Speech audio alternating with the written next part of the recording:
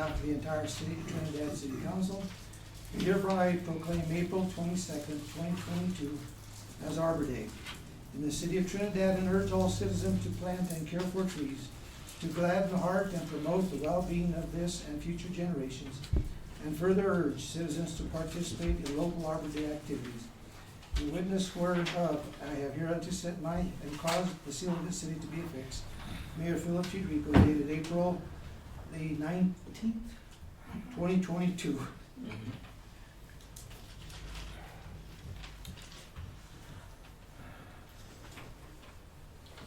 I'm not sure if there's anybody here to receive. You will? Yes, I will. I guess you get to go plant the trees, is that what it is? Get shoveling. There you go. Oh, thank you. All right.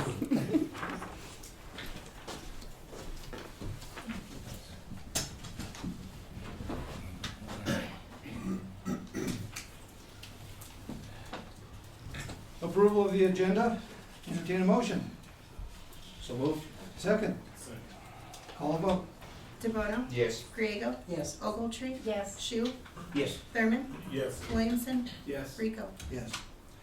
Item 3, policy items and staff reports. Mr. Valentine, do you have anything to report? Okay. Thank you. Petitions or communications, oral or written? Do you have anybody signed up?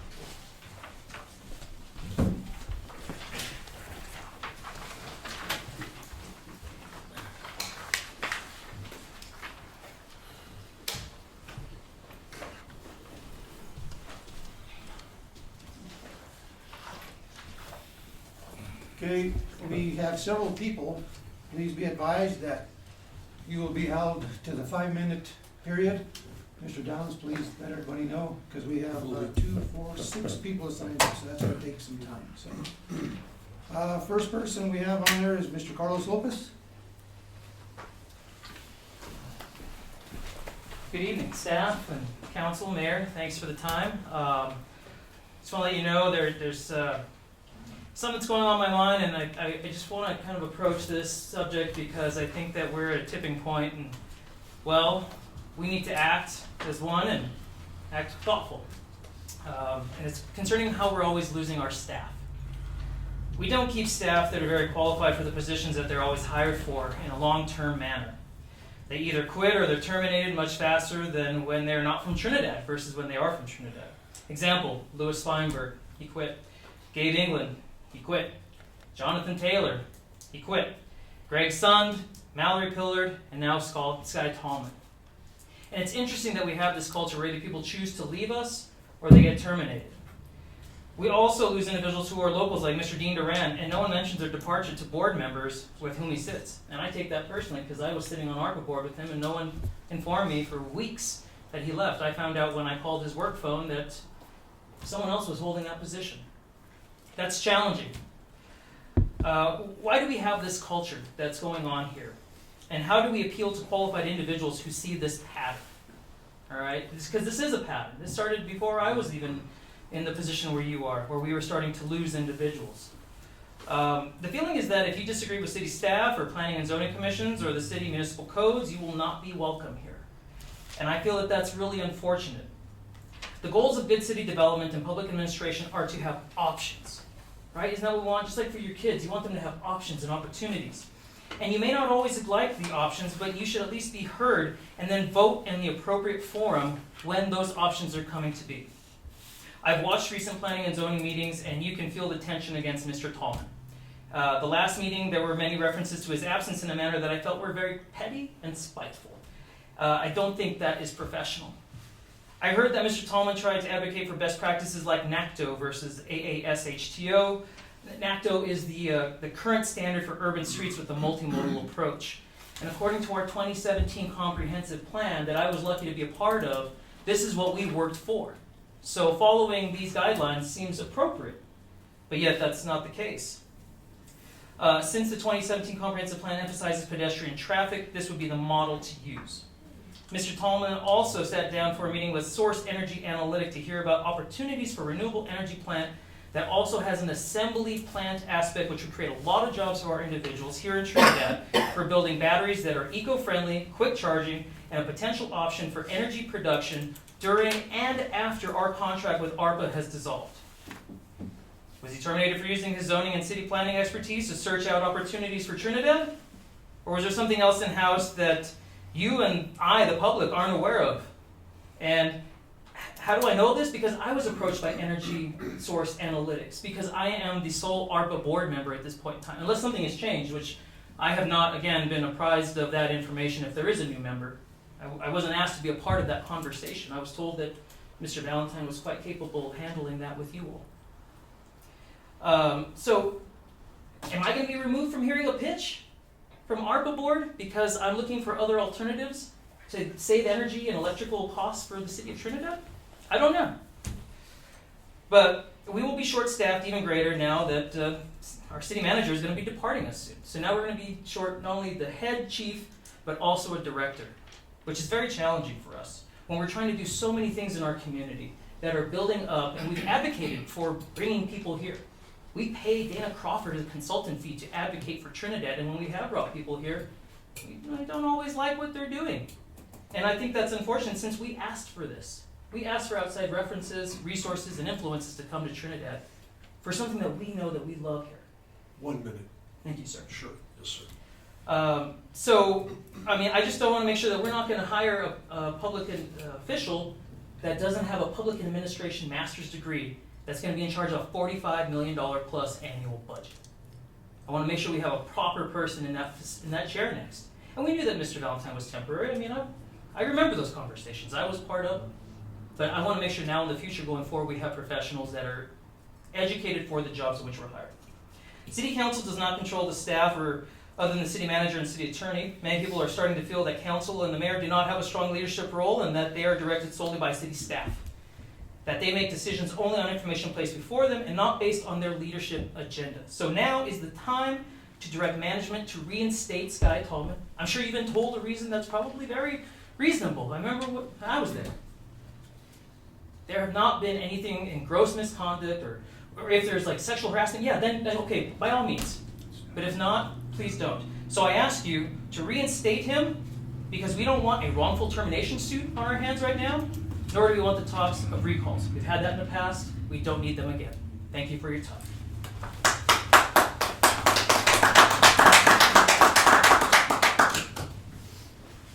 I'd ask people in the audience when somebody speaks that the clapping and the hooting and the hollering please not take place because that's not appropriate. It is appropriate. It's It is appropriate. definitely appropriate. Daniel Weaver? Terrio. Ariel. It's okay, everyone makes that mistake. Sorry about that. Made for an interesting childhood. Good evening, everyone. I want to second what Mr. Lopez said and express that I was very disappointed to hear about the firing of the city planner and even more disappointed to hear about the circumstances of it.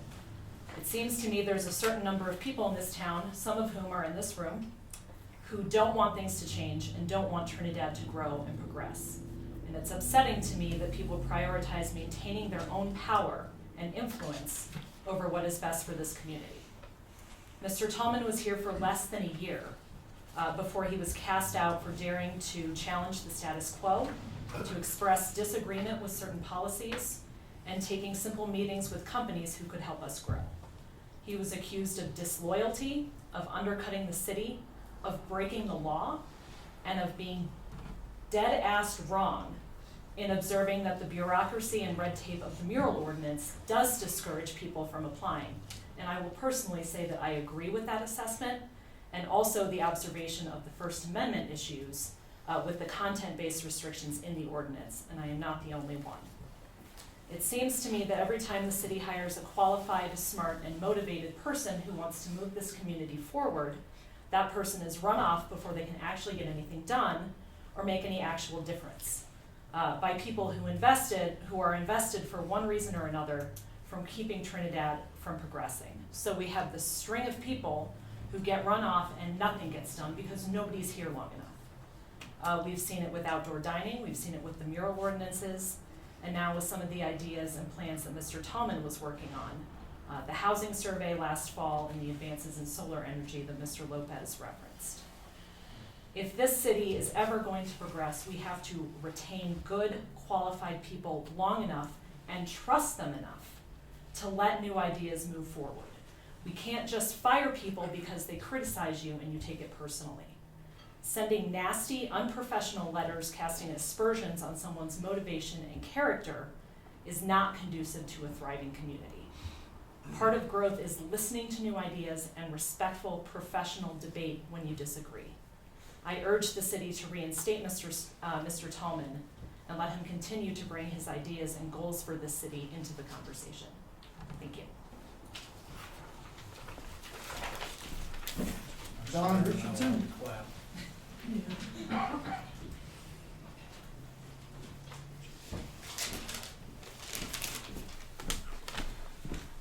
Thank you, Mayor and Council and staff.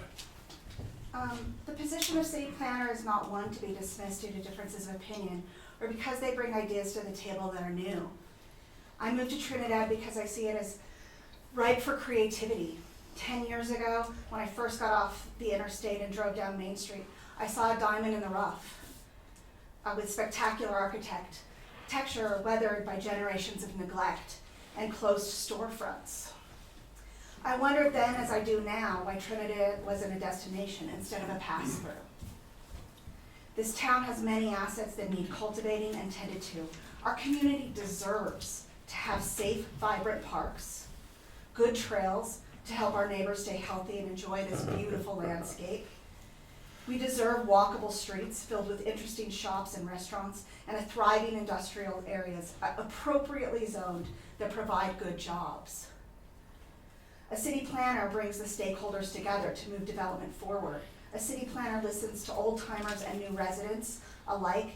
They go to parks meetings, tourism meetings, arts council and planning meetings. They are the glue that help move things forward to create sustainable communities. Our children deserve nice things. I have 2 children here, and the parks are troubling. The trails are troubling. The youth programming is dismal. And city planners help bring those things together to move forward. Our town deserves to get out of the cycle of boom and bust it has been in for generations. City planners with creative solutions and a deep understanding of the various interests in town bring ideas and resources that are worthy of dynamic discussion and consideration. We don't have to agree on all of the conversations about the future of town, but we need to have dynamic conversations based in best practices. City planners are sent to other towns, to other communities, to conferences to learn what are the best practices in city planning and bring those back to our community to help it thrive. Thank you. And we have another one on city planner, Liam Lopez, I forget how to pronounce it. It's Lee Elliott Lopez. Lee Elliott Lopez. Yeah. Maiden name's Elliott, new name's Lopez. Matching together. Hi, Mayor and City Council. I'm very upset about Sky Tallman being fired from his city planner position. I talked about it with other residents, and the same thing just kept coming up again and again. It was inevitable. The city is known to be running out newcomers, anyone to town. That's the reputation of Trinidad, frequently running people out. At the State of the City address, Mayor Rico, you stated that you hope that Trinidad's new residents embrace the culture of Trinidad. My question is, what is that culture? Let me tell you what I've seen and what other new residents are saying. This past week, I spoke with an 11-year resident of Trinidad who, despite being a community member for over a decade, says she, quote, realizes I will always be treated like an outsider. A large employer who employs quite a few people here in town says he's tired of hiring locals because he's tired of getting burned. A new miner who moved here from Tennessee with his whole family came into my shop and asked me when I said I was also from the Southeast, why everyone here is so unfriendly. And the list goes on. I have hundreds of these. People coming to my shop, new people, saying, what's the deal? Why is everyone nice at first and then wants us to leave? So no, Mayor, I don't want to embrace the culture of Trinidad that runs people out of town. I don't think that's a worthy culture to embrace. Why would anyone embrace a culture that's purposefully close-minded, unfriendly, and fires people just because they have a difference of ideas? Firing people just because they disagree. Firing people just because they're not from Trinidad. There's hundreds of new people in this town, and this council has the option of asking Mr. Valentine to right a wrong. Mr. Tallman said he would love his job back. He wants his job back. He wanted to be our city planner. Or Trinidad can continue this dark culture of meanness to outsiders. And if Trinidad continues this behavior, those who are new to town will quit caring about Trinidad's culture. Trinidad will become another gentrified Colorado mountain town where there is no culture. This town needs a qualified city planner who has brought a house here in Trinidad, who is moving his mom to Trinidad, who gets to know the citizens, who sent out a survey to learn what the people of Trinidad want. And we deserve good qualified people. Thank you. Thank you. Peggy Westmoreland.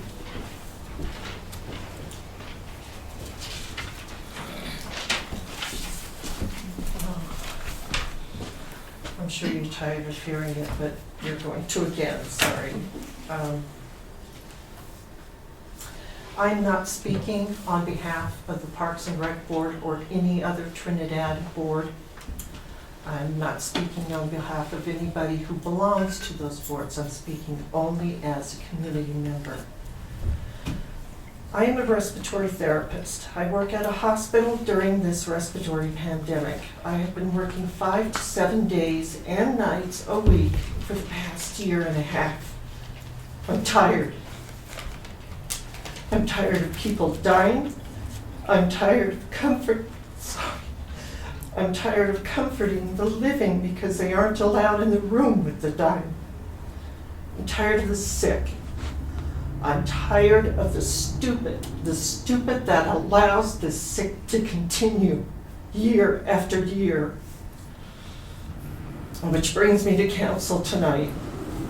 Sky Tallman left his home, traveled to Trinidad because he was chosen, not because he decided to move here. He was chosen to come here.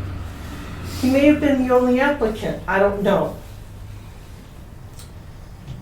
But council didn't have to choose him. They could have waited for another applicant, another candidate that they would prefer more. But they chose Sky Tallman. He has been on the job less than a year and is now fired. It is your job as a city council member to oversee city employees. You need to make sure that the employees are given the resources and training needed to do their job. It is in the council's responsibilities to make sure those who work with city employees do not hinder, thwart, or harass the employee from doing their job. I have read the job description for city or the planning director. It seems like it's mostly that they are responsible to report to other people.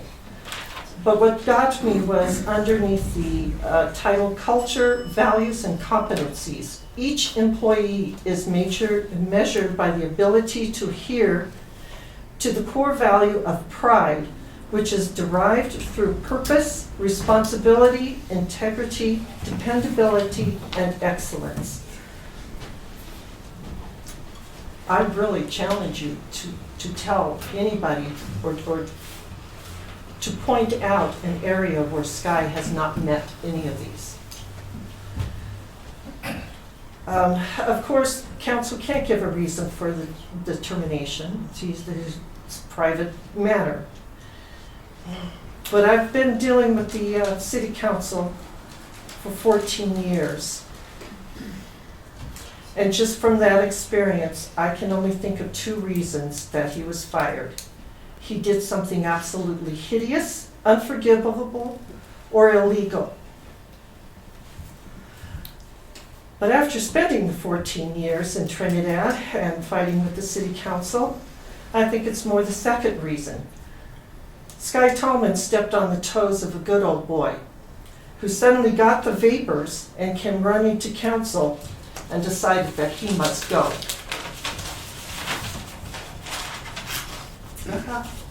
Sorry. 1 minute, ma'am.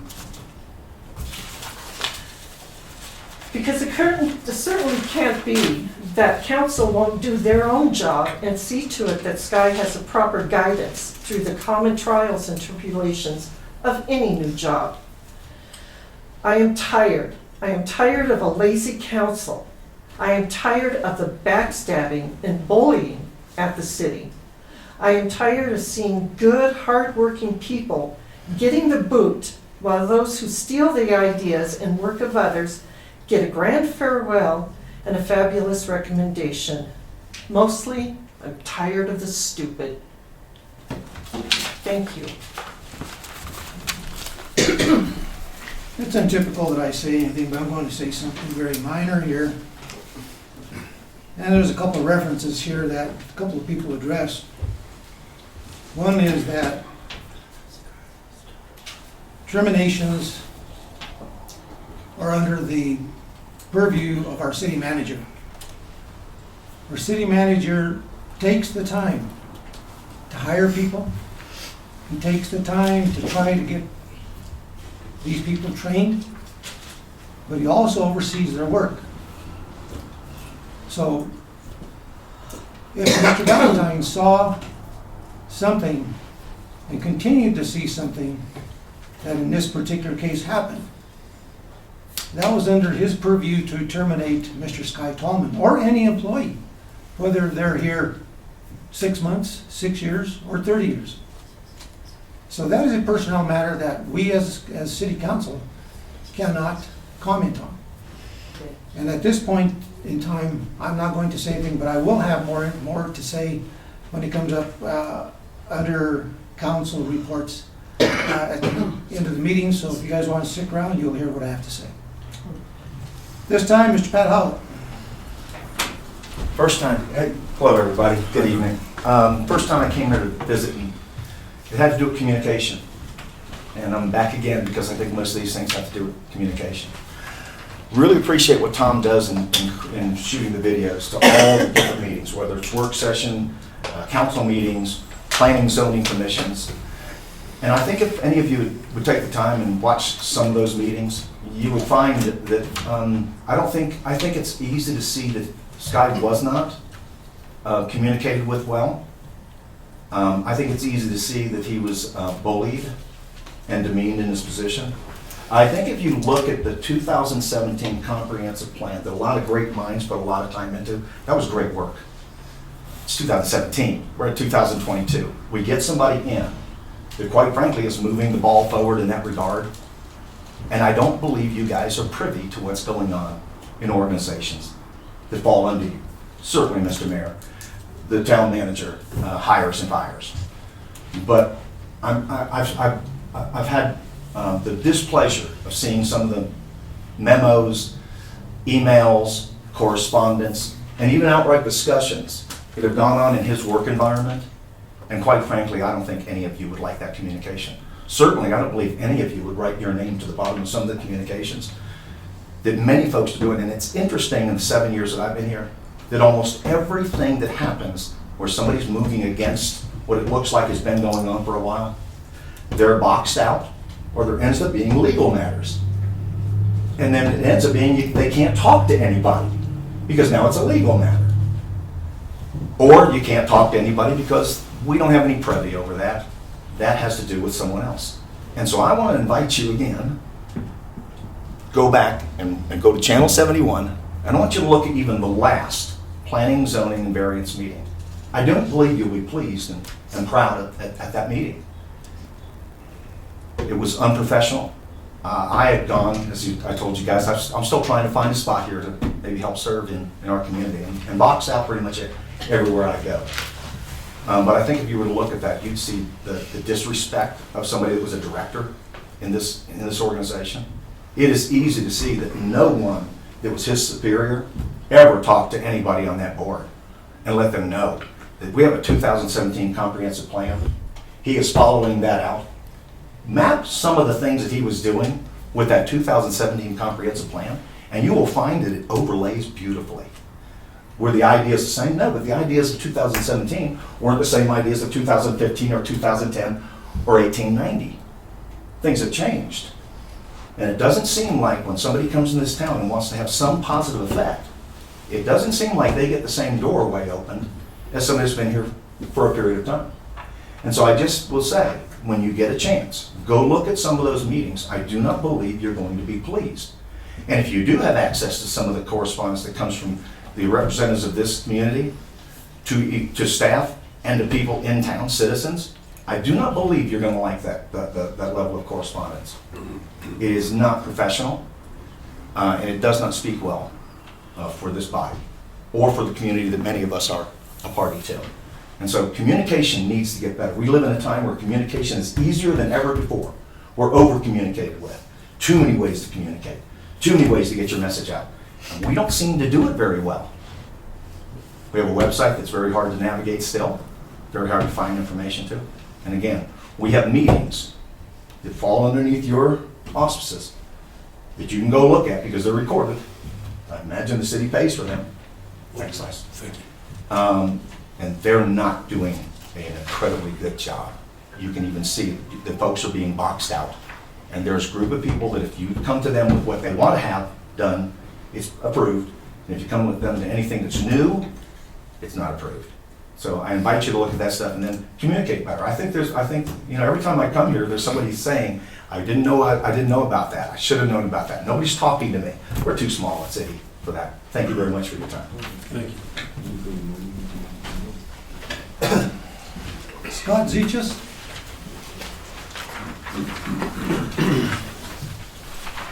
Suppose y'all know why I'm here. 4 months, still no liquor license issued. Last time I was here was, I guess April 5th, last council meeting. Couple things I'd like to point out on that. I spoke about the city charter. It seems to be that it's rather more appropriate tonight to speak about that than it was 2 weeks ago, although I'm not here on Mr. Tallman's behalf. I'm here on the behalf of my business. The liquor license that you all voted for and approved, the same one the state of Colorado approved, but it's also the same one that still has not been issued. So, yeah, let's see. And the April 5th, or the last meeting, Ms. Griego, you brought up something about should the applicant, I'm sorry, I'm paraphrasing, should the applicant reapply under the tavern license? Well, ma'am, I went back and I did some research. I presented to the city clerk in March of 2020 my intent to do a hotel and restaurant license. And ma'am, that was done in writing. In the December 2021 meeting, I made it abundantly clear what my intentions were. And all the city attorney wanted to do was talk about a boundary. Mr. Mayor, if you remember, you charged him with providing the rules and the regulations on that. We talked last time, I told you, I knew there was no rule and regulation covering that. Notwithstanding, it's in place right now. My attorney has asked for an inspection, both by the fire department and whoever is qualified at the city to do the inspection and issue the license. Still not done. It goes on and on. I, after that meeting, reached out to the city manager. Based on my understanding of the city charter, he's derelict of his duty. You all are supposed to communicate to the city manager, and the city manager is supposed to follow through with your wishes, whether it's with the city clerk, the city attorney, or whoever it may be. It hasn't happened. He's still here. I presume 2 weeks ago, when I was here, he's still on the payroll. So when you look at what's happening, my dissatisfaction and some of the other citizens who continue, we look at the city charter and we say, well, if that document is broke, we, the population, will work towards getting that changed. And if you can't do your job up here, we'll work at recalls and other things to get that done. I see it's gonna be a huge mountain, regardless of how much money you spend. You could put them in Taj Mahal in Trinidad. You're gonna have a hard time replacing the city manager. Because during that courting period, the individual walks around town, just like Sky Tallman did. And I happened to walk around the corner from from Maple Street, where I parked, to Main Street, and I heard somebody say to Sky, "Cross the city clerk, you won't last a year." Now, wasn't my conversation, I'm just repeating it. Look at the city charter. It's what I talked about 2 weeks ago. You all go there, but wait a minute, he's scheduled to retire. He's not doing what he's supposed to do. You're losing qualified individuals. It centralizes the power with that person right there. 1 minute. I'm sorry, but in my mind's eye, that should be administrative facilitator. There's answers. If you all start getting a different point of view from your city attorney. There's no law that says you can't do that. You got an attorney on council.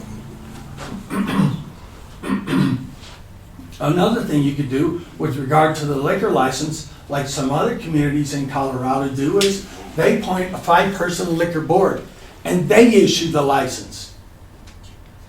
Because with all of the people gone and with some retiring, who do you have left? The one who's charged with issuing the liquor license. I challenge you, just like my attorney challenged the city attorney. Find us something in writing that says we're doing something wrong, we'll do it. We'll meet your code, your requirements, but you better have it in writing, because I'm not doing it just to kiss somebody's brain. Not doing that. That's how I feel. Find somebody else who can give you legal advice, who's clear and unbiased, who can say what is the rules and the regulations. Because every time one gets thrown out, I go do my homework and I said, nope, sorry, that one doesn't float either. Thank you for your time. I'll see you at the next meeting.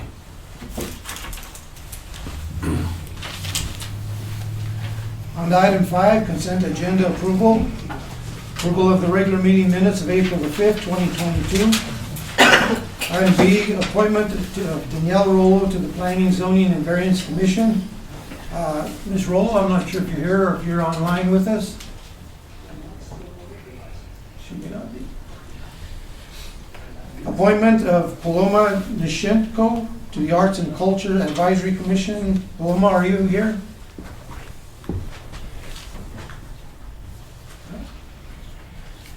Item D, approval of bills for $3,542,093.75.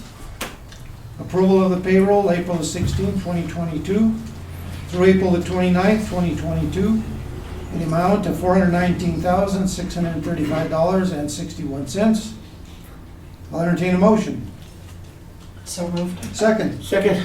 Call a vote.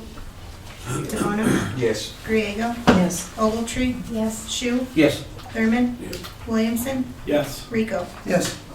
Item 6, public hearings.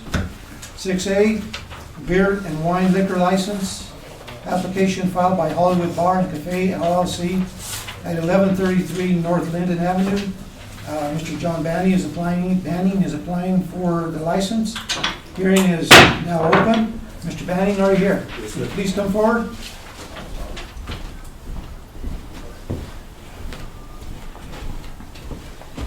You want to swear him in, please? Will you raise your right hand? Do you swear and affirm the testimony you're about to give is the truth, the whole truth, and nothing but the truth? Yes. You don't have to wear the mask if it's optional. It's up to you.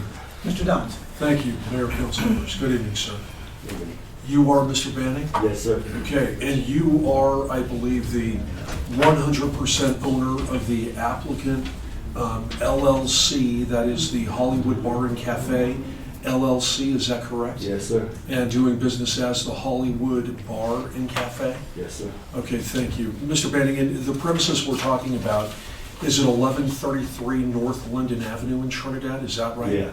Yeah. Okay, and Mr. Banning, do you know the zoning classification there? Do you know that it's a neighborhood service zoning? Yeah, it's, what I applied for is okay. Understood. Yeah. That type of liquor license Yes, is sir. acceptable in that zoning classification. And as the mayor indicated when he called this matter, you're applying for a beer and wine liquor license? Yes, sir. No hard liquor, just beer and water. Okay, thank you.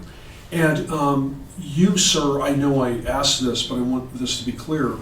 You're the 100% owner of that LLC? Yes, sir. Okay, thank you. And sir, who owns the property, the 1133 North Linden? I believe your landlord is YCR Co. LLC. Is that correct? Yeah, me and my fiance, we own, Okay. we 50/50 on the building. And give us your fiance's name, please. Susie Murphy right there. Okay, great, thank you. And Ms. Murphy and you own or make up the LLC that is the landlord in this matter, is that right? Right? Yeah. Okay, Yeah. good. And you have, I believe, your LLC has a 16-month lease from the ownership LLC, YCR Co. LLC. Is that correct? Yeah. Okay. Now, Mr. Banning, what are you, if you would please tell council, what are you proposing? I mean, what kind of restaurant and what will you be doing if you're approved on this liquor license? Well, what I'm focusing on, if I may, it's this simple, fish and chips is what I'm doing. Right here, if I can just pass this out. Sure, thank you. It's a little rough, it's about 70%. The homemade burritos are not on there, or the sandwiches. It's just a little rough cut. But basically, my focus is on fish and chips. So if you want to come down and have a cold pop or a cold beer and have clam chowder, fish and chips, that's what I'm focusing on, is fish and chips. And Mr. Banning, you're not open for business yet, No, correct? sir. When are you hoping to be open for business? Hoping in August, because I Okay. totally redone the Hollywood bar inside. Now I just started the outside, ready for asphalt. Okay, So that's my next step right now, is the outside. okay, thank you. So, excuse me, Mr. Banning, I want to ask you, you submitted yourself for a criminal background check, correct? Yes, sir. Okay, and I just want to ask you, your criminal history indicated a 1987 entry for a third-degree burglary, and I believe that was dismissed. Yes. Okay, and then also a 2014 entry for dangerous drugs possession or sale from the Los Animas County Sheriff's Office. Now, I want to be clear, did I represent you on that matter? Yes, sir. And what was the disposition of that case, if you recall? What do you mean? Well, okay, so was that also dismissed? Yes, sir. Okay. I didn't even think it went to trial. That was just Right. dismissed. It did not. And the DA dismissed that case. Yeah. That is in the packet, the record of dismissal, council members.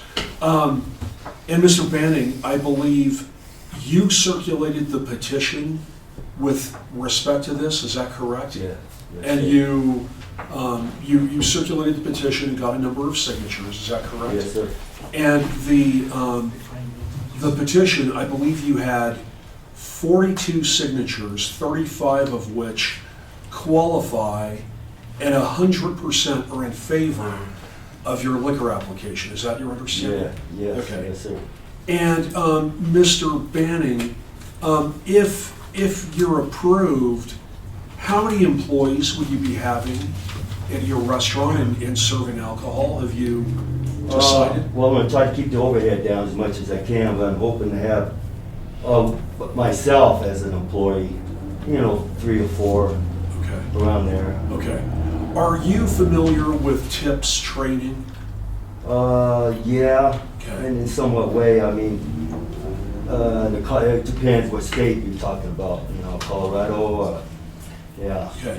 You understand that TIPS training is a training that is provided here locally that helps to teach people things like how to determine if a person is intoxicated, if a person is a minor, things you need to know to stay law-abiding. Yes, You understand that? yes, sir. Okay.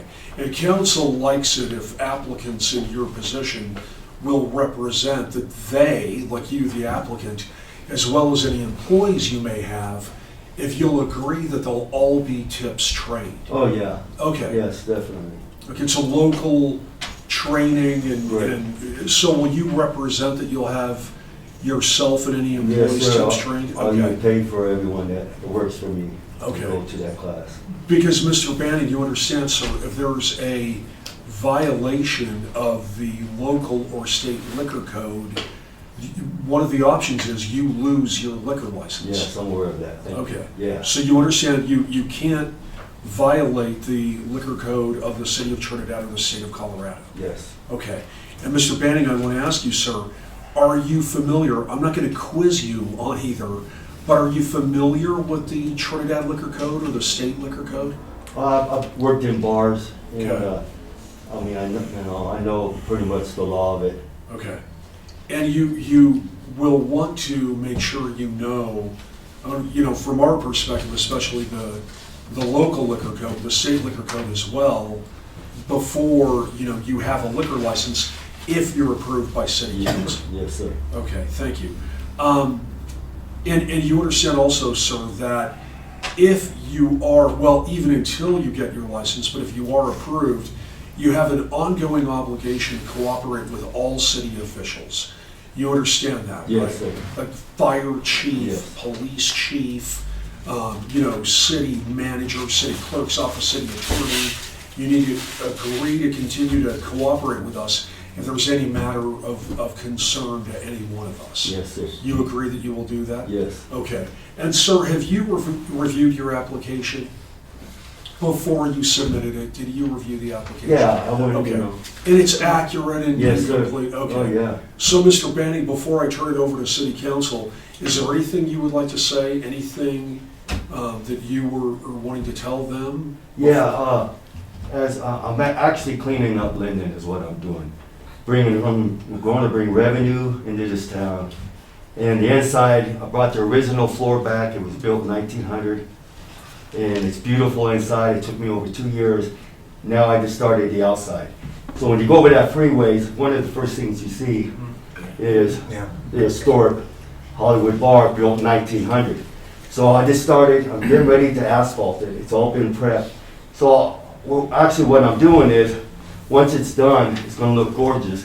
So I just brought everybody's value on their houses up right now when I get done with it. So their houses will be even more money-wise, and maybe some of them might want to even paint their houses. So I think actually I'm cleaning up Linden, and it's gonna look gorgeous when it's done, because I actually started the outside already. So.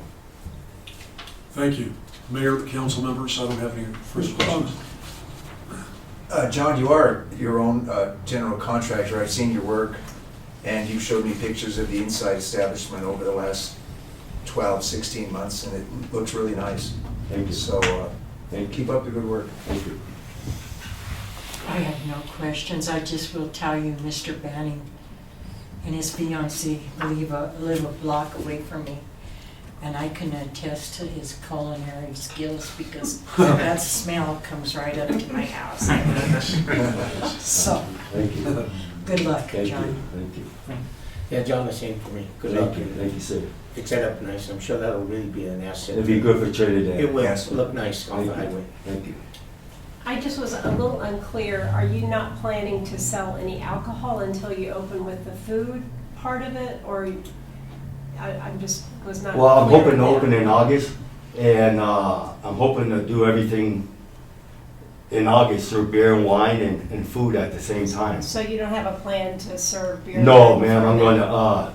to, it's not going to be halfway. It's going to be, I'm not going to open it until it's, ready to go. Okay. Yeah. And the site plan that you gave us is what you intend to do with the restaurant aspect of it as Yes, well? ma'am. Yeah, that's my goal. My focus is fish and chips and U12 shrimps that are that big without the head. U12 shrimps, I don't know if you've ever seen those before. but the U12s, and that's not on the menu, and it will be homemade burritos and sandwich. That's about 70% done. We did that today just to show you something. Thank you. Thank you. I'm looking at the site plan. Is this a rough draft, or are you gonna bring back a more complete? Well, can I see the rough? Can I see the? We had a licensed architect. Oh, that's mine. No. Okay, so you will have a licensed architect? Yeah. Well, no, it's already done. Oh, it's already done. Okay. Yeah, she did a great job. It's all done, man. I'm ready to go. I just need to see what happens here, and then it's full blast, man. Can we have a copy of an architecture? Not now, just at some point. Audrey has got one Okay. right now. Okay, all right. And two, what kind of fish are you using for your fish? Cod. There you go. All right. Fresh. Fresh. Okay, got it. No more questions. I have two questions. I think this first question is for maybe Mr. Towns.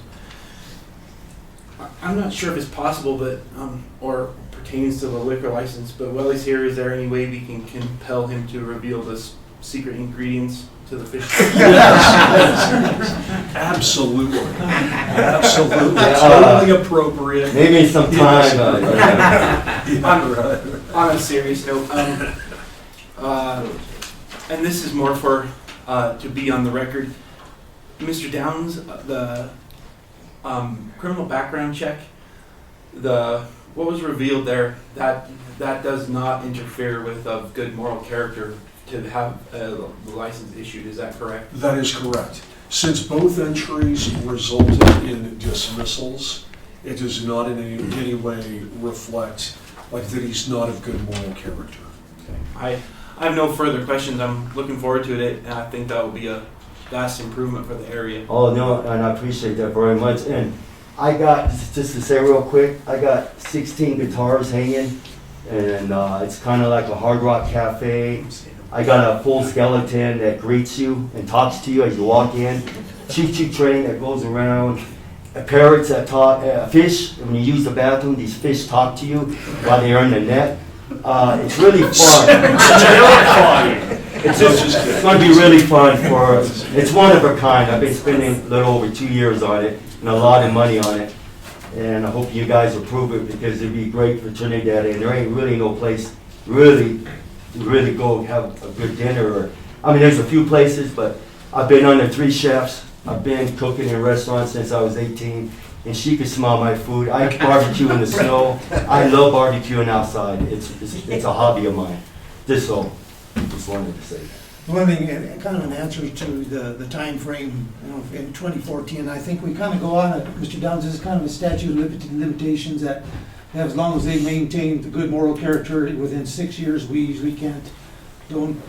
Well, something like that, is that true? That was some time frame that we got with. Yeah, I think you're absolutely right. Like if somebody had a number of convictions, say for DUI, and they were old, I think that would apply. That's absolutely correct. But since these were, I mean, they are very, well, the one is really old, but in any event, since they were dismissals, the time period doesn't really matter, like even if they happened a couple of months ago since they were dismissed. But you're right, Nick. Okay. The only other thing in that is, we are supposedly giving the thumbs up on this tonight, here shortly. He's still under construction, and there was something in there about the health department. Have they given a final okay? Oh yeah, yesterday my paperwork was all sent in. Okay, because I know according to some of the information that we received, it was still incomplete. No, Desiree got her email yesterday, and I paid my money to the health department, and I'm good to go. Okay, and I guess the big thing is long to get a CO before you open, and that's the main thing. And of course, you're talking about not opening until August. Yeah. So there's plenty of time for you to Yes, clear up any shortcomings Oh that you yeah, might I have. got the master plumber coming in tomorrow. It's a level 1, which means it ain't nothing. It just needs a few minor adjustments. And I should be open August if you guys approve me, which I'm hoping. All right, thank you very much. Thank you, sir. Thank you, John. Is there anyone in the audience to speak for or against the application?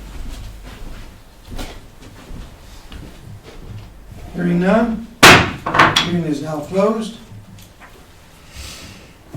Entertain a motion to approve a new beer and wine, let me get my glasses on here. New beer and wine liquor license application filed by the Hollywood Bar Cafe LLC at 1133 North Linden Avenue. I make a motion to approve the new beer and wine liquor license application filed by the Hollywood Bar and Cafe LLC at 1133 North Linden Avenue. Okay, second? Second. Any further discussion from council? Call a vote, please. DeBono? Yes. Griego? Yes. Ogletree? Yes. Shu? Yes. Thurman? Yes. Williamson? Yes. Rico? Yes. Please read the findings. Okay. This matter came on for hearing on the application of Hollywood Bar and Cafe LLC at 1133 North Linden Avenue in Trinidad, Colorado for a new beer and wine liquor license before the City Council of the City of Trinidad, Colorado, acting in its capacity as the local licensing authority on April 19th, 2022 in City Council chambers in City Hall. The City Council, having reviewed the application and supporting documents and reports of the City Clerk and other city staff, petitions admitted into evidence at the hearing, and testimony taken during the hearing, makes the following findings. 1, the neighborhood consists of that area located within the city's corporate limits. 2, John Banning testified in favor of granting the license. No other persons testified in favor of or in opposition to the granting of the license. 3, the city clerk's report showed that there are 42 liquor licensed outlets within the neighborhood. Of these, there are 6 fermented malt beverage off-premises licenses, 1 fermented malt beverage on-premises license, 2 club licenses, 13 hotel and restaurant licenses, 6 liquor store licenses, 9 tavern licenses, 1 arts license, 1 beer and wine license, and 3 lodging and entertainment licenses. 4, the applicant submitted petitions regarding the liquor license application. The petitions contain 42 total signatures, of which 35 are residents or business representatives from within the neighborhood, 21 years of age or older, in favor of issuance of a liquor license at this location. No remonstrances were submitted. 5, the applicant, through testimony and other evidence, made a prima facie showing that the reasonable requirements of the neighborhood are not being met by existing liquor outlets, and that the adult inhabitants of the neighborhood favor issuance of the license. 6, based on the evidence presented at the hearing and the investigative materials provided for the hearing, the City Council finds that the reasonable requirements of the neighborhood are not being met by the existing liquor establishments, that the adult inhabitants of the neighborhood favor issuance of the license to the applicant, and that the applicant officers are of satisfactory moral character. Therefore, the City Council of the City of Trinidad, Colorado, as the local liquor licensing authority, hereby approves the application of Hollywood Bar and Cafe LLC at 1133 North Linden Avenue in Trinidad, Colorado. Thank you. Thank you. Good luck, John. Thank you very much. Can I get my menu back, John? Oh, he wants his minutes. Yeah, It's not food to go yet. Thank you, sir. Thank you, guys. Thank you very much. You trying to keep the secret recipe? Thank you, everyone. Thank you. You bet, John. Good luck. You can keep it and autograph for you later. Thank you. See you, John.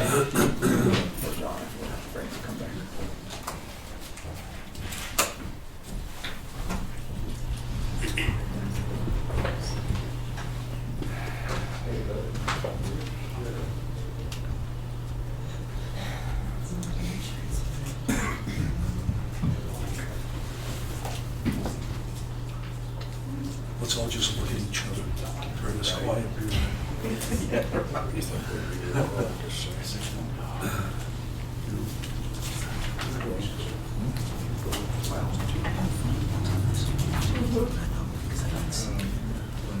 were in the, they're in the supplement.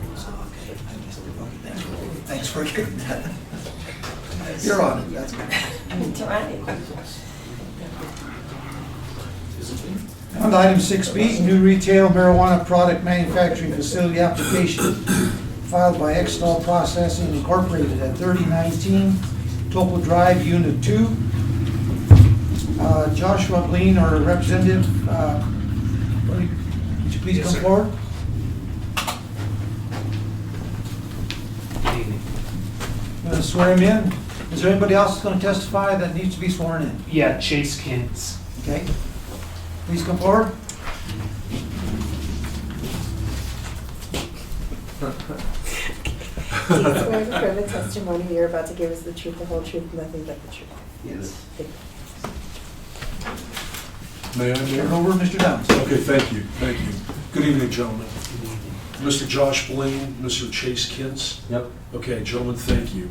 And you are here for a retail marijuana product manufacturing facility license application, is that correct? Yes, sir. The applicant is Extol Processing, Inc.? That is correct. Okay, thank you. And that is a Colorado corporation formed and registered in about August 3rd of 2021? Yes, sir. Okay, thank you. And gentlemen, to begin, would you please let us know your capacity or capacities in that corporation, the applicant corporation, please? Sure. So I'm Josh Bleem. I'm the CEO and chairman of Extol Processing. I'm Chase Kintz, president of Extol Processing. Okay, thank you. And Mr. Bleem, are you associated with an existing marijuana license currently in Trinidad? Yes. So I own Canico at 3019 Topol Drive since 2015. So we have a retail store license there. We have a cultivation retail license, and we have a state-approved manufacturing infused products license at that facility.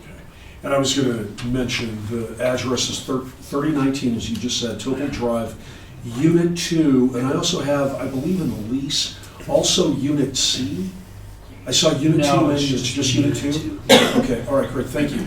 Now, would you please explain to council, you have currently a non-issued Mips license, is that correct? Correct, approved by the city. Right, Yes. and would you please tell City Council, I mean, this of course is a Mips license application, why you're applying for a Mips when you have a Mips, but you don't want to use that Mips? Yes. Okay, if you would, please. Absolutely. So we've been approved for a Mips license at the property for several years. We didn't actually act on it due to economy issues, then we went into COVID, that kind of stuff, so we didn't act on it. The reason why we applied for a new Mips is Canico, or CJ Equities, which is the owner of which is the umbrella company of Canico, owns 51% of Extol Processing, and Chase owns 49% as Pure XT LLC. So the MIP that we currently own, we are planning to use for phase 2 of this project. So to provide a little bit of context, this portion of the manufacturing infused is just extraction. So we will be taking the trim, turning it into oil, crude oil, and then we will be selling that crude oil to the edible manufacturers within Colorado. So the Coda Signatures, the Dixie Elixirs, we will be selling them kilos of oil that they will use in their edible products that they make.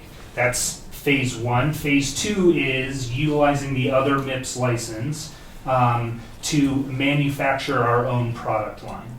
So I also own a CBD company. We have a manufacturing facility where we sell over 50 SKUs. We make them ourselves. We are in the R&D phase of maybe trying to introduce that into the marijuana market on the THC side, and that's what that license is being reserved for.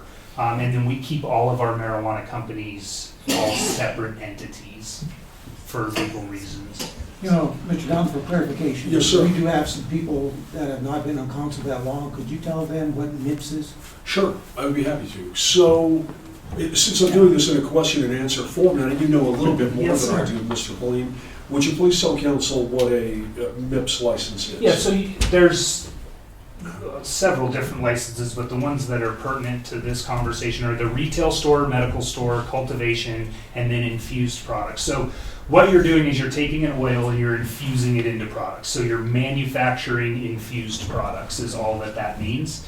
So this license allows you to do the whole manufacturing process, which includes the initial step of extraction.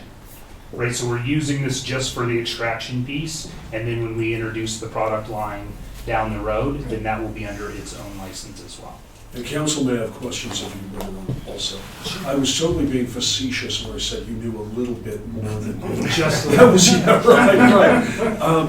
And also, this gives a whole new meaning to the term crude oil. Crude oil, yeah, different kind of crude oil. Exactly, that's right. But, okay, so, how long has Canico been in business? We opened in April of 2015. Okay. And have you been in business continuously since that time? Yes, we have. With the retail marijuana store license, the cultivation license, and what is the other? The MIP license. The MIP, something that's your third. But we didn't get that one, I think, until 2018, Okay. 19.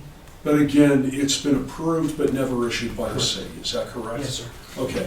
So, Mr. Blaine, because it's been so long since we've really even done a marijuana license application, I have to ask you, you have CUP approval from planning and zoning, obviously, correct?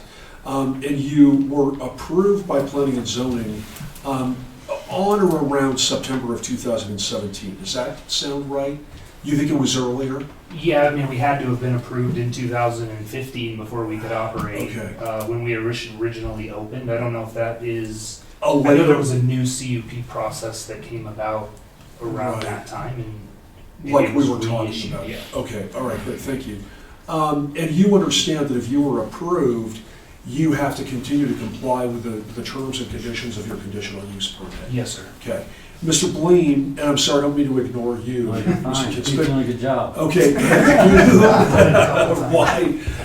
Have you had any violations, any allegations of violations of city or state law in the time that you have been in business? Nope. We got a warning letter in 2015, back when there's a lot of gray area in the regulations, so they, not to bore you, I'll try to keep it as brief as possible, but every group of products that come in with a lot number, and back in the day, the MED used to lock packages that had health and safety advisory problems, right? So they identified it through the testing at the vendor sent us the product, there's an issue with it, the MED sends us a letter that says this product has something in it, or has mold or mildew or something along those lines, and they lock the package in the system, because we have to track every single item we sell with the state and report sales every day and all of that.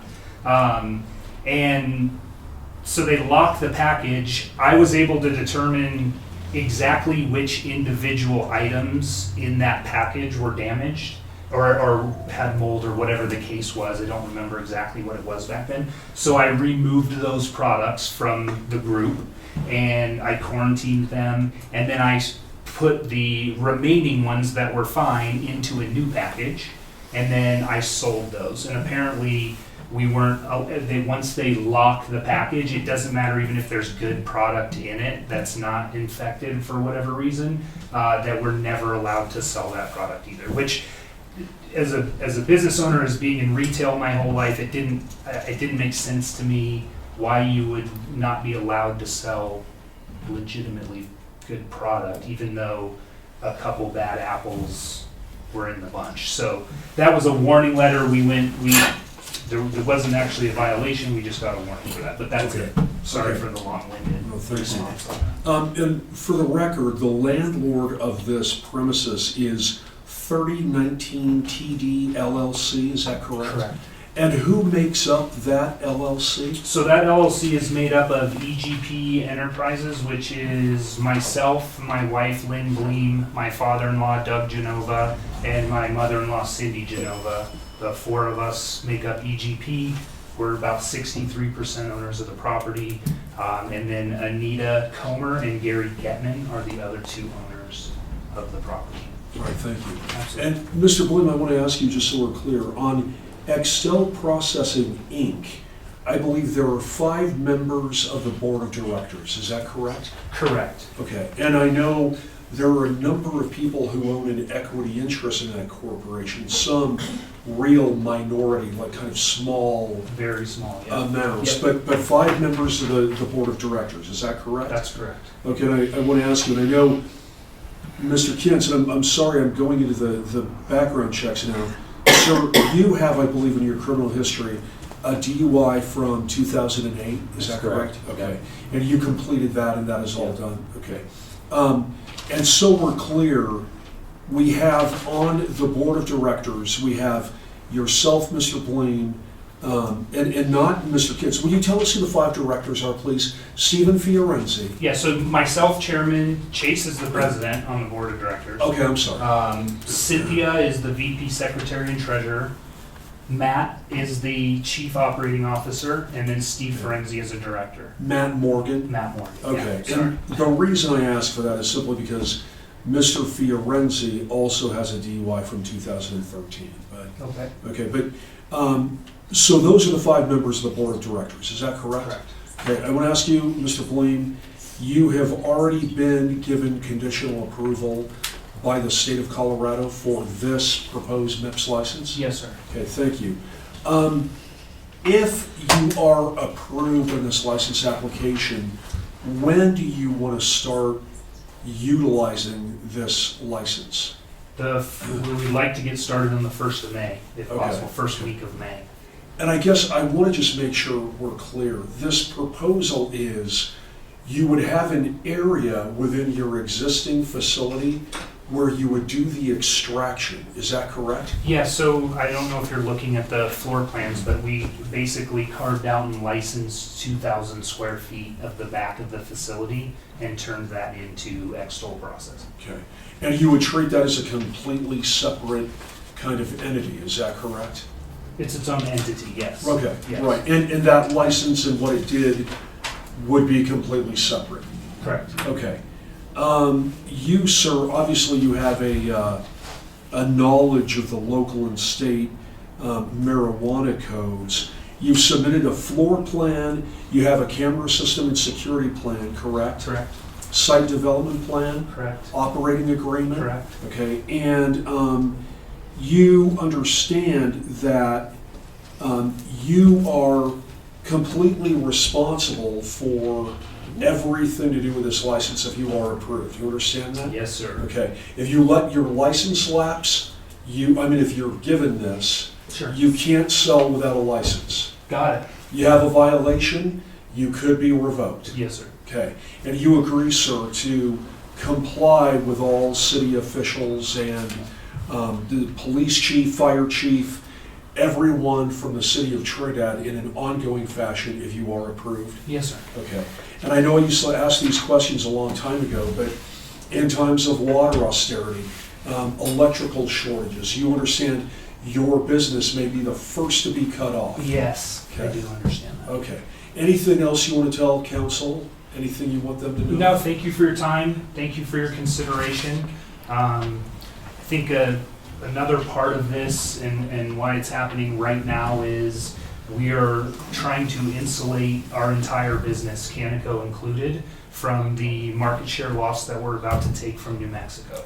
So being able to vertically integrate helps us to retain some of that profit back into the company that we're going to lose, which we've already actually started seeing over the last few weeks to New Mexico. So it's kind of a twofold thing. It's our vertical integration plan as an organization, and now we want to insulate against New Mexico. Since we are on the border, we want to be able to service other parts of the industry within Colorado.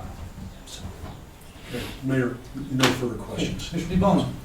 No, I've known Josh for how many years? You've been up to the radio station. Yeah. I've voiced your Canico ads. Yeah.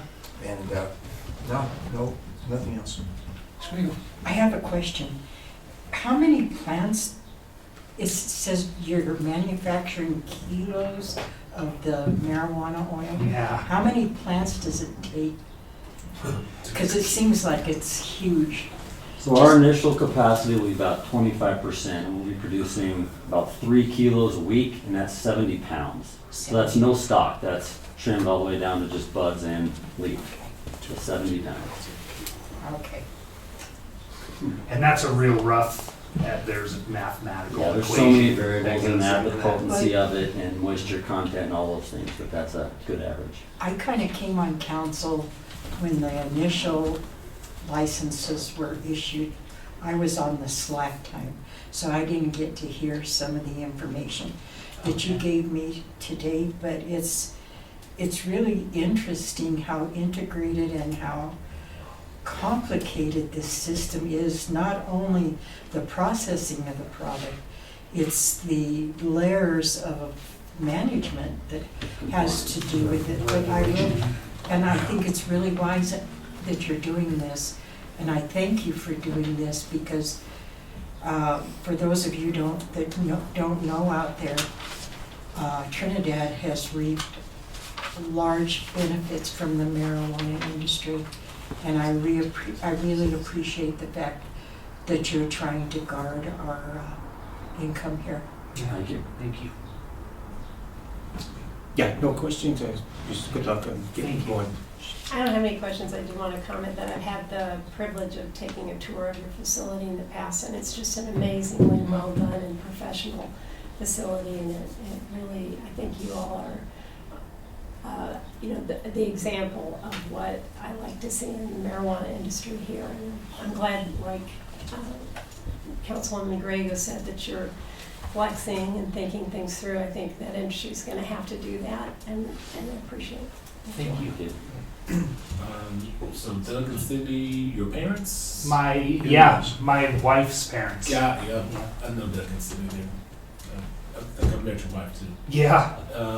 So question, so you were telling me about the batch that you needed to get rid of. And Yeah. throw away the whole batch Yeah. because you couldn't pick just the part out. Yeah. Let me ask you about, so I guess now they're doing testing on trim. Yeah. So everything is tested. So everything is tested, and is this recreational or medical or everything across the board? Everything across the board has to be tested. Okay, and they don't have to retest it once it's turned into. Yeah, so we were actually having this conversation with the health inspector yesterday during the health inspection. It's tested, so the grower grows it, then they test it. Right. And then they provide us what's called a COA, which are the test results, right? So we look at it, we decide, okay, we're gonna buy it. We're gonna buy the trim, right? And then we take the trim, we run it through our machine, and then when it comes out as oil, it goes in for a test, and we get a COA. Got you. And then we send that to the vendor that we're selling to, And they test it. and then they test it, and then they make their edibles, then they test it again, then they send it to the store. So it's tested for everything Rigorous. under the sun, Rigorous. 4 or 5 times before What are consumer. they looking for when they test? Is it mold or? Yeah, so they've actually, it started as just mold and mildew was all they were testing for, and now it's a whole gambit, heavy metals, all of that is all part of the test. Pesticides. So I think pesticides is the big thing. Yeah. So y'all pretty much have a nice, clean, and organic product. Yeah, absolutely. For sure. Absolutely. All right, that's all I have. That's all question. I have no questions. You want our secret recipe?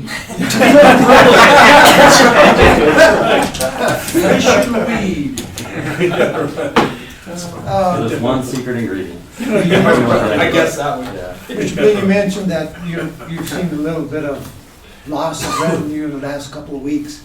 Well, all year, All but year long. more specific to when they opened in New Mexico. I saw today in the newspaper where the state of Colorado, the revenue of marijuana was off 142 million. It was substantial. Yep. Now, we know that New Mexico has authorized the sale of recreational marijuana.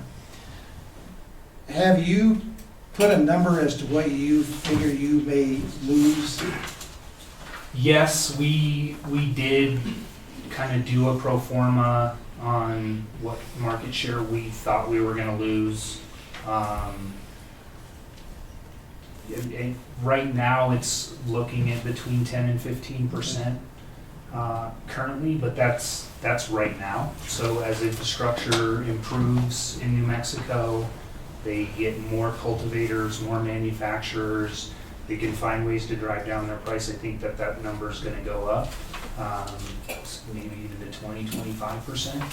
So businesses here are gonna, in this industry, are gonna have to dig deep and kind of figure out. It's been great for the last 7 years, but now we're gonna have to do some integration, vertical integration stuff, or work together more.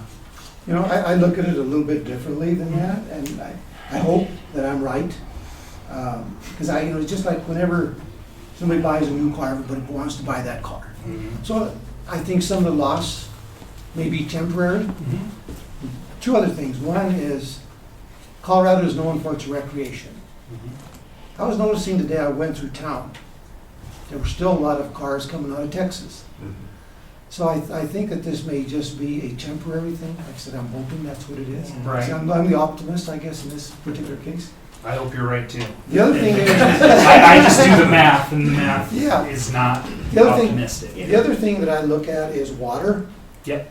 New Mexico is not known for its water, especially the northern part of the state, which is where your major competition is going to be from. Sure. And anywhere from Albuquerque north, they're not in the best shape for water. And so I don't know, cultivation-wise, of their products, how well situated they're going to be for water. I've kind of seen a little bit of the law that the state has provided to their,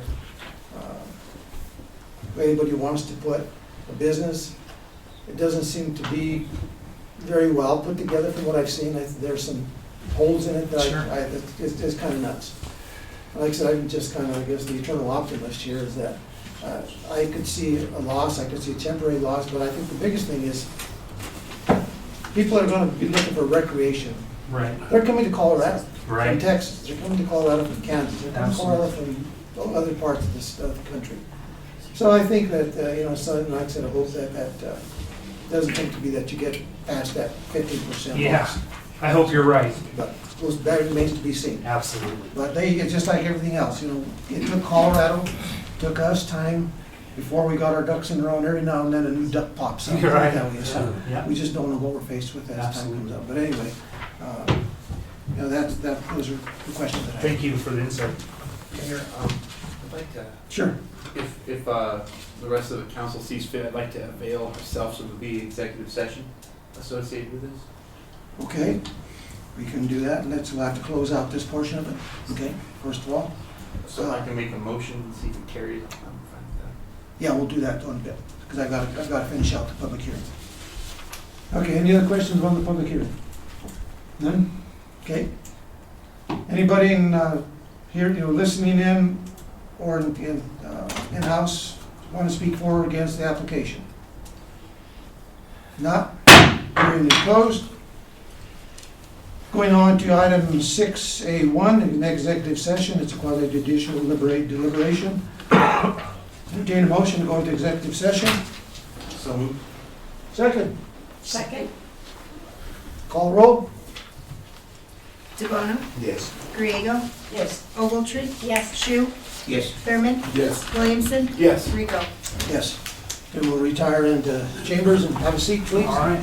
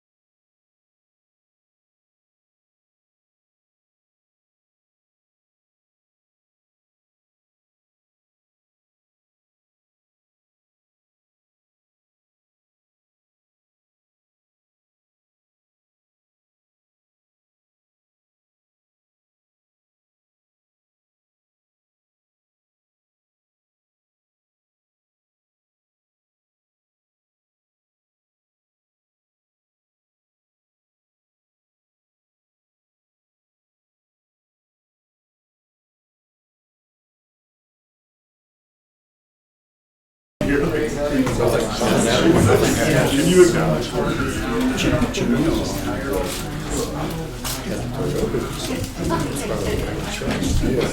Thank you.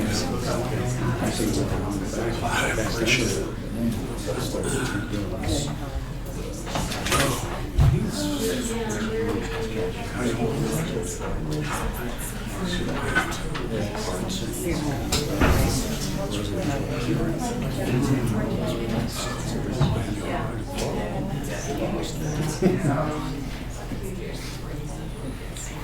And then I woke up again at the beach.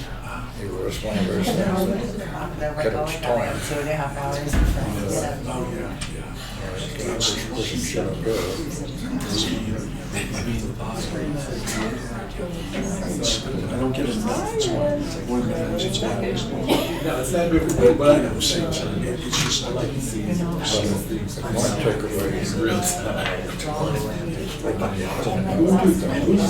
called from my friends until 9:30. No problem. I was up till lunch. And then I was like, I hate that. Yeah. Without my group. Oh.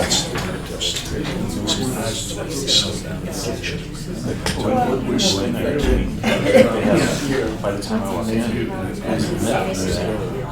that's been said.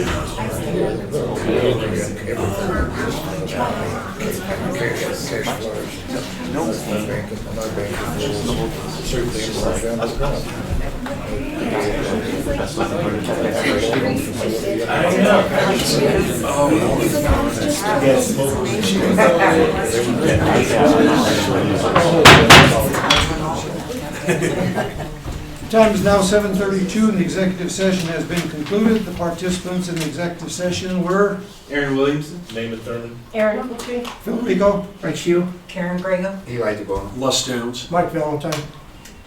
For the record of any person who participated in the executive session believes that a substantial discussion of any matters not included in the motion to go into the executive session occurred during the executive session, or that any improper action occurred during the executive session in violation of the open meetings law, I would ask that you state your concerns for the record.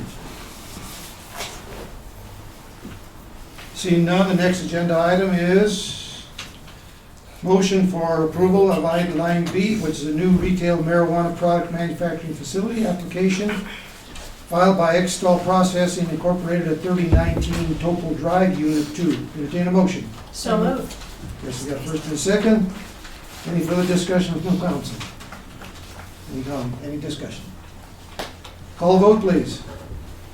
DeBona. Yes. Griego. Yes. Ogletree. Yes. Shu. Yes. Thurman. Yes. Williamson. Yes. Rico. Yes. Findings, read the findings, please. A lot of reading tonight. All right. This matter came on for a hearing on the application of Extol Processing, Inc., 3019 Tupelo Drive, Unit 2 in Trinidad, Colorado, for a retail marijuana product manufacturing facility license before the City Council of the City of Trinidad, Colorado, acting in its capacity as the local licensing authority on April 19, 2022, and City Council chambers in City Hall. The City Council, having reviewed the application and supporting documents, reports of the city clerk and other city staff, evidence at the hearing and testimony taken during the hearing, makes the following findings. 1, the application is complete and signed by the applicant, and the applicant has paid the appropriate application and license fees. 2, the application appears to be in substantial compliance with all of the requirements of Article 11 of Chapter 14 of the Trinidad Municipal Code. The applicant has testified to their willingness to comply with any and all areas of said article whereby compliance at this time cannot be fully attained or substantiated. 3, according to the testimony of the application does not contain any material misrepresentations. 4, the proposed marijuana business complies with applicable zoning regulations. The City Council hereby finds that, based upon the testimony of the applicant, the building in which the proposed marijuana business will be located will conform to the Trinidad City codes, including the zoning code and all international codes adopted by the city. 5, Josh Bleem and Chase Kentz testified in favor of granting the license. No other persons testified in favor of or in opposition to the granting of the license. 6, the applicant, through the facts and evidence adduced as a result of the city's investigation and testimony provided, has made a prima facie showing that the applicant owners are of good moral character, and any employees of this entity will likewise be of good moral character. 7, according to the city clerk's report, there are currently 60 medical and retail marijuana licenses overall approved within the city of Trinidad, with 30 ownerships at 41 addresses. 8, based on the evidence presented at the hearings and the investigative materials provided for the hearings, the city council finds that the location of the business is appropriate and that the applicant owners are of satisfactory moral character, and there is a willingness by the applicant to fully cooperate with the officials of the city and operation of this business. Therefore, the City Council of the City of Trinidad, Colorado, as the local marijuana licensing authority, hereby approves and grants a retail marijuana product manufacturing facility license at 3019 Tupelo Drive, Unit 2 in Trinidad, Colorado. The issuance of said license shall be withheld until a certificate of occupancy is issued by the building official and upon absolute confirmation of compliance with all codes adopted by the City of Trinidad.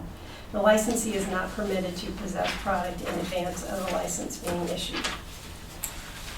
There you go, Mr. Breen and Mr. Kintz, and I want to thank you for your investment in Trinidad, and good luck to you, and I hope that I'm right. Yes, I hope you're right too. Thank you.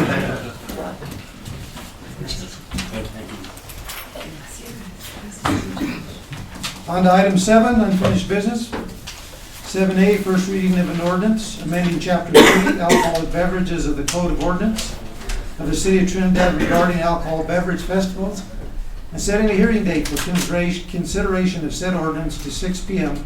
on May the 3rd, 2022. Need someone to introduce? I'll introduce. Entertain a motion? So moved. Second? Second. Any discussion? Any discussion? Right? No, I Discussion? paid attention. The ordinance? Yeah. Yeah, I have something. Go ahead. Are we not going to? Oh, I thought we weren't saying anything now. Well, we can do have a discussion, during this portion under the reading, Okay. in case there's any questions that come up. I mean, Okay. then they'll be ready for when we do have the Okay, I would just comment that I think we've made some good changes to it that clarify some of the things that I had concerns about. I do believe that for alcohol beverage festival licenses on Maine, Commercial, Santa Fe, Animas, and Nevada are not sufficient. Because there's no limitation in there that it's just at intersections or at the intersection of Maine and Commercial. It could be anywhere along those roads, and that would count towards one of those licenses. And I think that it communicates a negative kind of message about festivals, and I don't think that's what we want to do. I think we want to communicate that we welcome festivals. So that's my still concern. I think 6 would be more reasonable. 4 seems really limited, and the issues that were brought up by local shop owners, which are incredibly valid, important issues, are readily addressed other ways than by not having festivals. May I make a comment? We gotta go on to. No comment. I'm just taking more data in at this point. So. No comment at this point, Mayor. I'm sorry, I didn't understand what we were doing. Well, I went and read through the ordinance again after our last meeting, and I called Audra for clarification. But what we have to understand, this is not just local vendors. So somebody that owns a brew pub in Denver could come down here and tie up a street in Trinidad and have an alcohol festival, wherein all the profit from that festival is then taken back to Denver. That's what my understanding is. And we have to take into consideration too in-kind services that the city provides. I was trying to figure out how much that would cost to $2,000, it would be at least $2,000 a festival. Is that a good estimate between police, fire, street and bridge? Depending on the size and, Yeah. you know, if it's a 3-day, it could be more than that. I can't venture a guess, but it's $2,000 for $2,000 sure, sounded with like salaries and. Yeah, and- right, equipment and everything, Right. but this is a starting point for us. I mean, let's see how it goes, and then we can, if it's not the right direction, we can change it. Okay. So I just wanted to see if anybody had Yeah. any questions. Anyone in the audience wants to speak? I was listening to hearing. Okay. Call the vote, please. DeBono? Yes. Griego? Yes. Ogletree? No. Shu? Yes. Thurman? No. Williamson? No. Rico? Yes. So what's the vote count? 4-3. 4-3. 4-4. 4. Okay. Okay, it is, the number of four for the project, for the ordinance, and 3 against. Okay. So we will move on to the hearing date of 6 p.m. on May the 3rd on this same issue. Okay. Item 8, miscellaneous business. 8A, Fort Blueton Memorial Square request for landmark status. Mr. Bill Phillips, want to come forward, please? Come on, Chris. I'll entertain a motion, please. So moved. So moved. Second? Second. Mr. Phillips, Good evening. City Council. give us an intro. Good evening, Stan. What are we doing? I'm Bill Phillips, and I'm the treasurer for the Los Angeles County Veterans Council. I'm Blueton, I'm chairman of the Veterans Council. And we have gone to Chris and asked her to help us make Fort Wooten a landmark for the city of Trinidad. We've got some new faces that I've not met before, and are you folks familiar with Fort Wooten at all? Okay. Yeah. I won't go into the history then, but we are working hard to rehabilitate Fort Wooten. Our main progress right now is to rehabilitate Fort Wooten for the safe, sanitary, and comfortable use by veterans and the community of Trinidad and Los Angeles County. It's a 33,000 square foot facility. Holloway Hall itself is almost 6,000 square feet. It's a great venue, intermediate venue for the city that we can have weddings, ceremonies, funerals, gun shows, any variety of things. And we have a courtyard, 10,000 square feet, in which we can have concerts, which we do. We've got a concert coming up on the 30th in the hall itself. But our goal right now is to make sure that it stays in the hands of the community, and it's always a community asset. The fort unfortunately lost its status as a home for veterans way back in 1942 after a very short 5 years where the existing 6 forts for veterans organizations were occupied. It was in July of 42 that the veterans at that point lost their home, and it was a county council meeting, and the minutes we have, and basically they didn't want to pay anymore because the veterans at that point had a 25-year lease from 1937. It was a 50-year lease, sorry, and they just got 5 years of it. And because the county didn't want to pay anymore, and there was basically no opposition, because all of the people who got the fort up and running, built and occupied by the veterans organization were back in uniform. It was 6 months from Pearl Harbor. And after the war, unfortunately, once the county was now fully in charge of the fort, various things did happen, and there were quite a lot of community events at that time.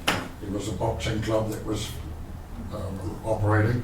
There were lots of dances. I think there were even balls. Lots of community activities, bingo and so on that were happening there. And that all sort of came to a grinding halt a little bit later because DHS was given that facility for their exclusive use. And because of privacy issues and the delicate nature of the work that DHS does, basically nobody got into the fort. And that went on for 56 years until 2018, where DHS now moves into the county courthouse building. And we put in endless hours, in my case it seems, in front of a podium like this in the county, pleading the case that when DHS has finished their occupancy, that the place reverts back to the community and to veterans. The final act was in July 2018. It was a quitclaim deed. I don't think the county commissioners were entirely in favour of that, but we pushed the issue, and as they didn't have any alternative use for the property, and a whole bunch of different ideas had been mooted to sell it, pocket the money, pay expenses, do all sorts of things, and Lord knows what that facility would become. A landmark designation would put an end to that, and it becomes and the fort then becomes a landmark designated property within the historic district that is there for the benefit not only of veterans but for the whole community. And the kind of events that we've been able to hold, which are fundraising events, because it costs at a minimum just to keep the doors open about $15,000 a year just to pay the bills. So we have the fundraisers and we try and make those as wide as possible, and of course we were in full swing into that operation and COVID hit us, and a whole years of events that were planned just had to be, stopped because we couldn't meet the COVID regulations and have those sort of community things going on at the same time. So, and those of you who have done fundraising for all sorts of organisations, if you have an event and it's planned and you've got everybody in place, and in our case we had musicians from out of town and different people from all sorts of walks of life involved, and all of a sudden they have to say, bam, stop, go away, we can't do it because of the COVID regulations. To re-crank up that energy to get those things going, and it takes about 5 times what it does the second time as it did the first time. It's just really hard work. And we're back on track. We're doing our fundraising. We have got a number of things going that will facilitate the wider use of Holloway Hall because of the long length of occupancy from DHS, and they didn't really use Holloway Hall. It just became a storage effort. And in that time, the electrical regulations changed, ADS regulations changed, toileting facilities changed, and how they operated. And so the old toilets are still there down on the bottom floor, but the access to them is non-existent if you're ADS. And so we've got to rethink how to do that. We'd probably do it all up on the first floor, but it's a brand new plumbing operation, and you probably all know that if you say the word plumber, you sort of imagine dollar signs behind your eyeballs, and these things are expensive, so is electrical.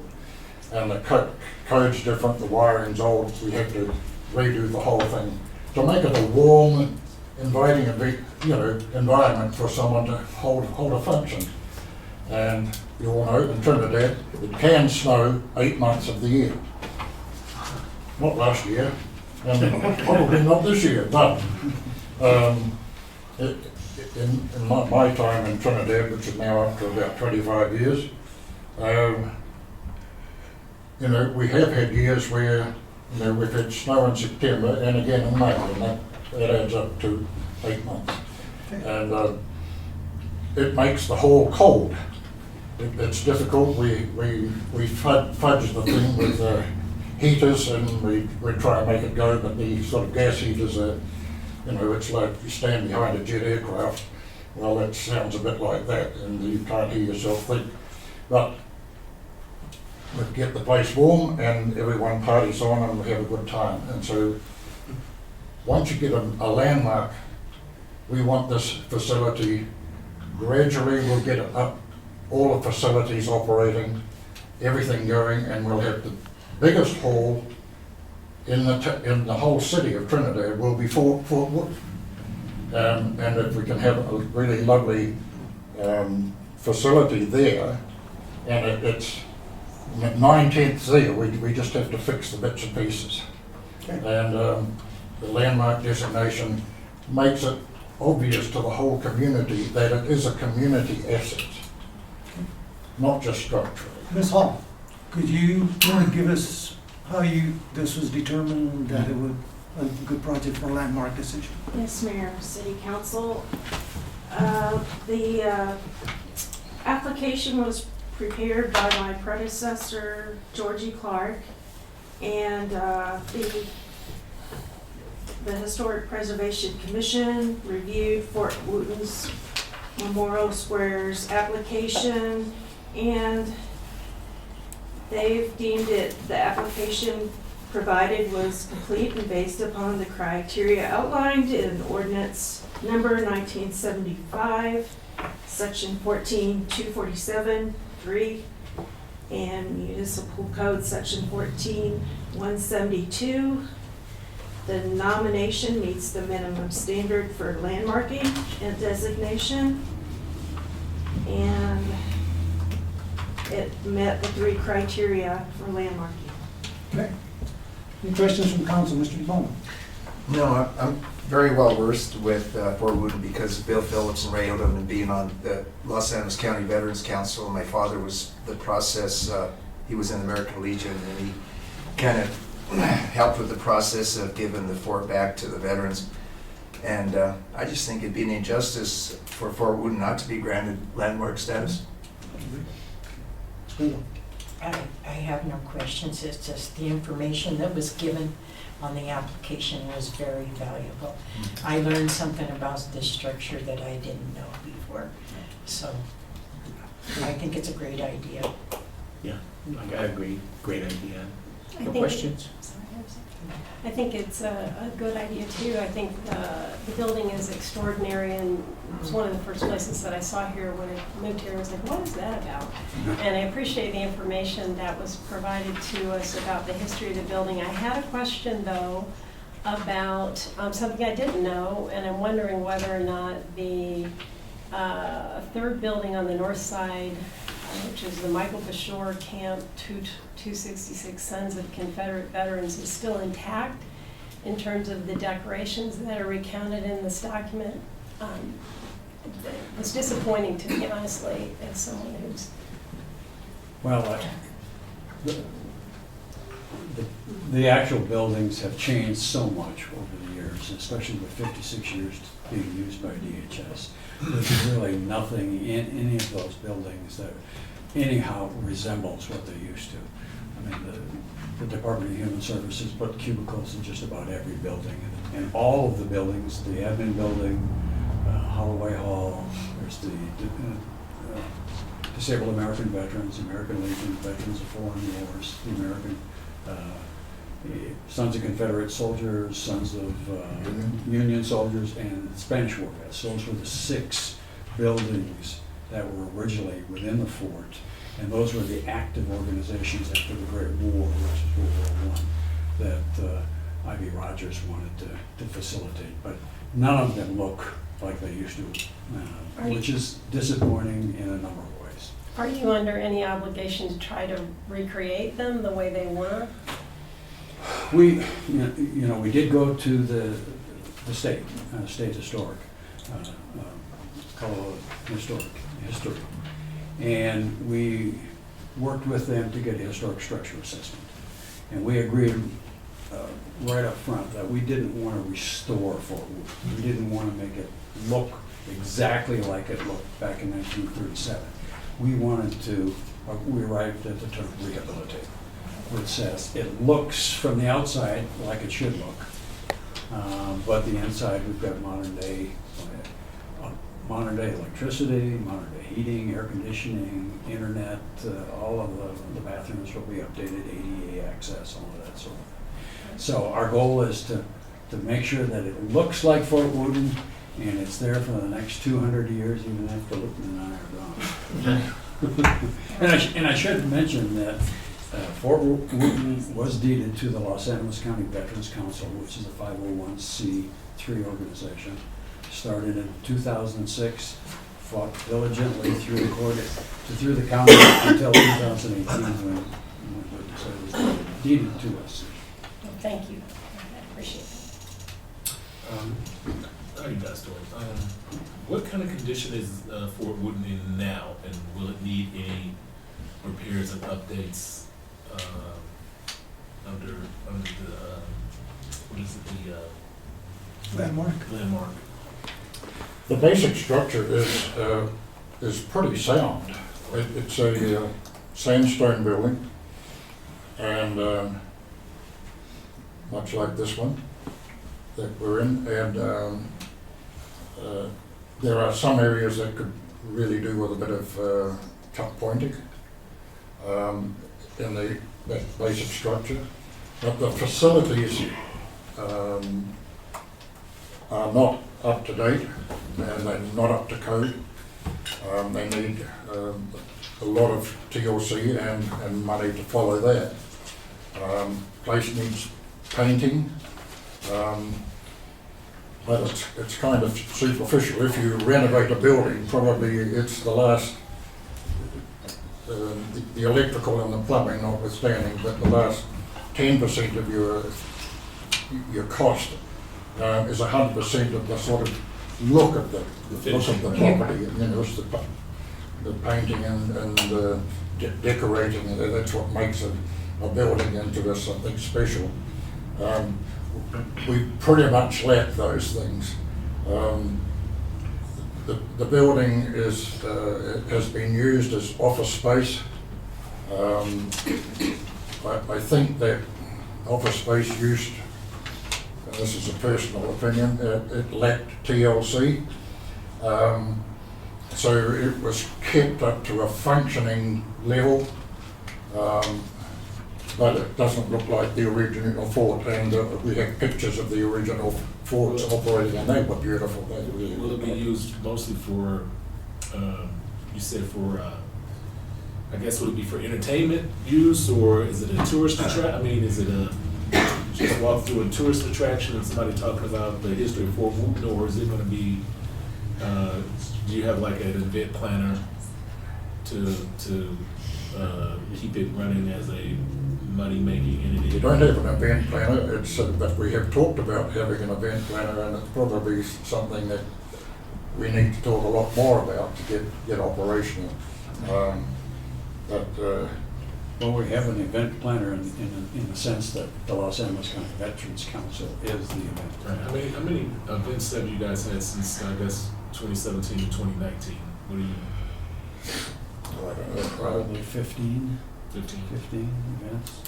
I mean, COVID kind of stepped in the middle of it. Right. I mean, when we did the historic structure assessment, we hired an architect, architectural firm out of Colorado, Pueblo, and they came in. They looked at the entire structure and said, there's nothing structurally wrong with the fort. I mean, there's nothing that's imminent, it's not going to fall down or anything like that. It just hasn't been taken care of for a long period of time. Two-thirds of the buildings have updated electricity that were done by the county. Holloway Hall is the only thing that really needs updated electricity and heating and air conditioning. All the other buildings are basically 25 by 25, and the admin building is quite a bit bigger and has an upstairs and a downstairs. Fort Wooten's, we always used to enjoy going there as kids. A lot of good memories of just playing on and around that. I think it definitely deserves a historical status, and anytime we can help support the veterans, I think that's a super positive thing to do. I'm looking forward to what it becomes. Appreciate it. You know, from my perspective, it's time that it earns it gets its landmark designation. It's been long coming, and you guys have worked hard on it, and for what the building was built for, it stands to reason that it needs a historic landmark designation. So thank you guys for doing the work and rolling up your sleeves and getting it done. Well, we would be remiss if we didn't thank the council for the funds that were given to us several years ago, because that allowed us to get a foothold and do some of the things that we needed to do, and got us to this point where we can stand in front of you and say it's time to move to the next phase. You're welcome. Call a vote, please. DeBono? Yes. Griego? Yes. Ogletree? Yes. Shu? Yes. Thurman? Yes. Williamson? Yes. Rico? Yes. Thank you very much. Thank you. Thank you. Item 8B, consideration of mural application filed by Trinidad Youth Mural Program Eileen S. Riley for installation of a mural on municipal property, waterworks, at West Cedar Street retaining walls. Entertain a motion? So moved. Second. Second. Discussion. Ms. Hall, do you want to join us for this as well? Kind of give us a little bit of information. Okay, this mural was reviewed by 3 different groups, one of them being, the Planning, Zoning, and Variance Commission, the Arts and Culture Advisory Commission, Historic Preservation Commission, and the Building Department. All of the commissions reviewed the mural, and they found it to be acceptable for all the conditions and recommendations. I think Historic Preservation had one condition that we followed up on, that we consult with History Colorado and make sure that the waterworks building is not affected negatively, and we did do a consult with History Colorado and they're fine with it. So I don't see any potential problems or damages that would come to letting the youth put this together. I'm glad that you're here and you can answer some questions. Of course. Okay. Ms. Riley, kind of give us your information. So we have a group of 6 students, local students, 2 of which are college students, the other in local high schools around town. We are proposing a mural on the retaining wall on the waterworks area.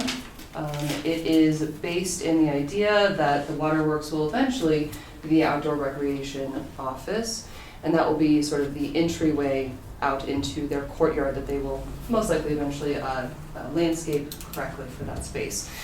And it's going to look a lot better than, a concrete wall on the side of a road. So we have a fair amount of money coming through for a couple grants. We are also looking to provide scholarships for those students this year, just like we did last year. So I'm here to answer any questions and hopefully get approval from the council today. Okay. Mr. DeBona? No, I believe it sounds very exciting, and it's a lot of accountability, and you teach a lot of responsibility taking on a project of that magnitude, and you're helping the youth, and I think it's just going to magnify and be better in the future. Thank you. You mentioned in the application you have something, a code on there for graffiti. So what does that mean? If somebody tries to damage it, you can wash it off? Yeah, so there's different types of anti-graffiti coating. The one that we will be using is a washable one. There's also a sacrificial coat that you can use. So you just use chemicals, very, very light chemicals, and that would actually wash off. You reapply. This one would be a washable one. Now, you will have to apply or reapply that coating about every 5 years. If you do have graffiti coming onto that, you might have to do it within, a shorter time period. But I can give the city that information so that that can be reapplied when it's ready. But the group will apply the first coat. But afterwards, because it is on city property, I think that that's probably the responsibility of the city to take care of that. Will the program do any kind of inspecting the mural to make sure that it is maintained? Because that's not an area that's really, you can't see it from the road. Will the class continue to kind of monitor to make sure even after the mural is finished? So we will not be responsible to maintain the mural afterwards because of that anti-graffiti coating. That should be the only thing that affects the actual mural.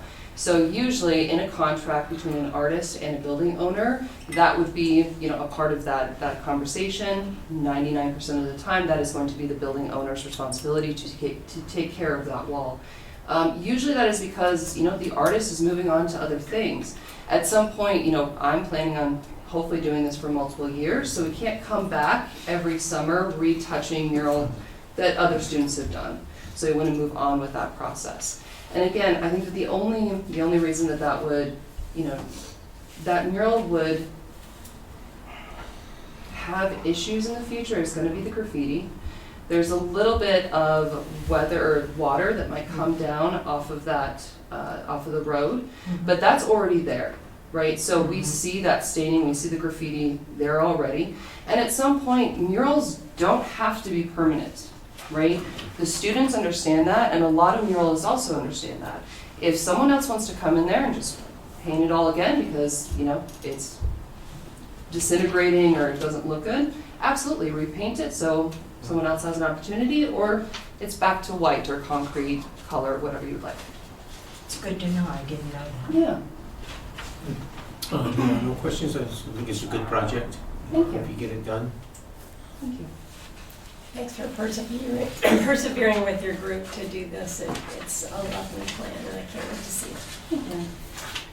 Yeah, I would like to see, I guess if you're gonna have to maintain that wall or have different students, it'd be awesome for that to be on some kind of time frame, like, okay, it's time for a new artist to come and do their thing, and if it's up for a couple of years and that happens, and maybe have it scheduled. Yeah. So it won't be neglected and we have to wait and revisit to find another artist to jump in. Absolutely. Yeah. And we can, as we come to that time period, if the Trinidad mural program is still in session, Right. we can definitely have that conversation. That'd be nice. Thank you for your effort on this. It's valuable. I'm just curious, how long will that take? It is going to take a very long time. So most likely all summer, the students know that it will take probably about 2 months. Last summer we were out there for about 3 weeks, 5 days a week, from about 7 to 6 o'clock in the morning until about 1 or 2 o'clock in the afternoon. Got too hot at that point, so we stopped with that. We will see. Hopefully, the only thing that will probably keep us from being out there is rain, because we can't, be out there painting while it's raining. So I'm estimating about 2 months.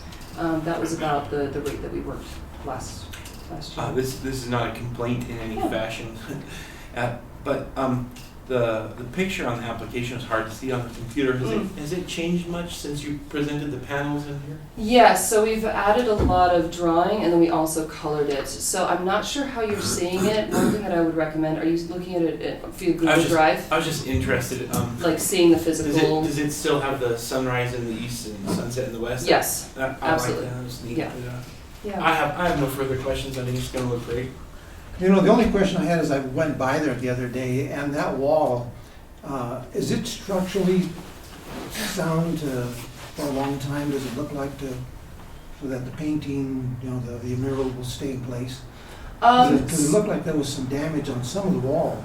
Because of the weathering from the water coming off of the road. I've noticed that. At some point, I think that it is not any more so than any other wall, right? I mean, unless you have gutters installed. I also talked to Jared about that possibility.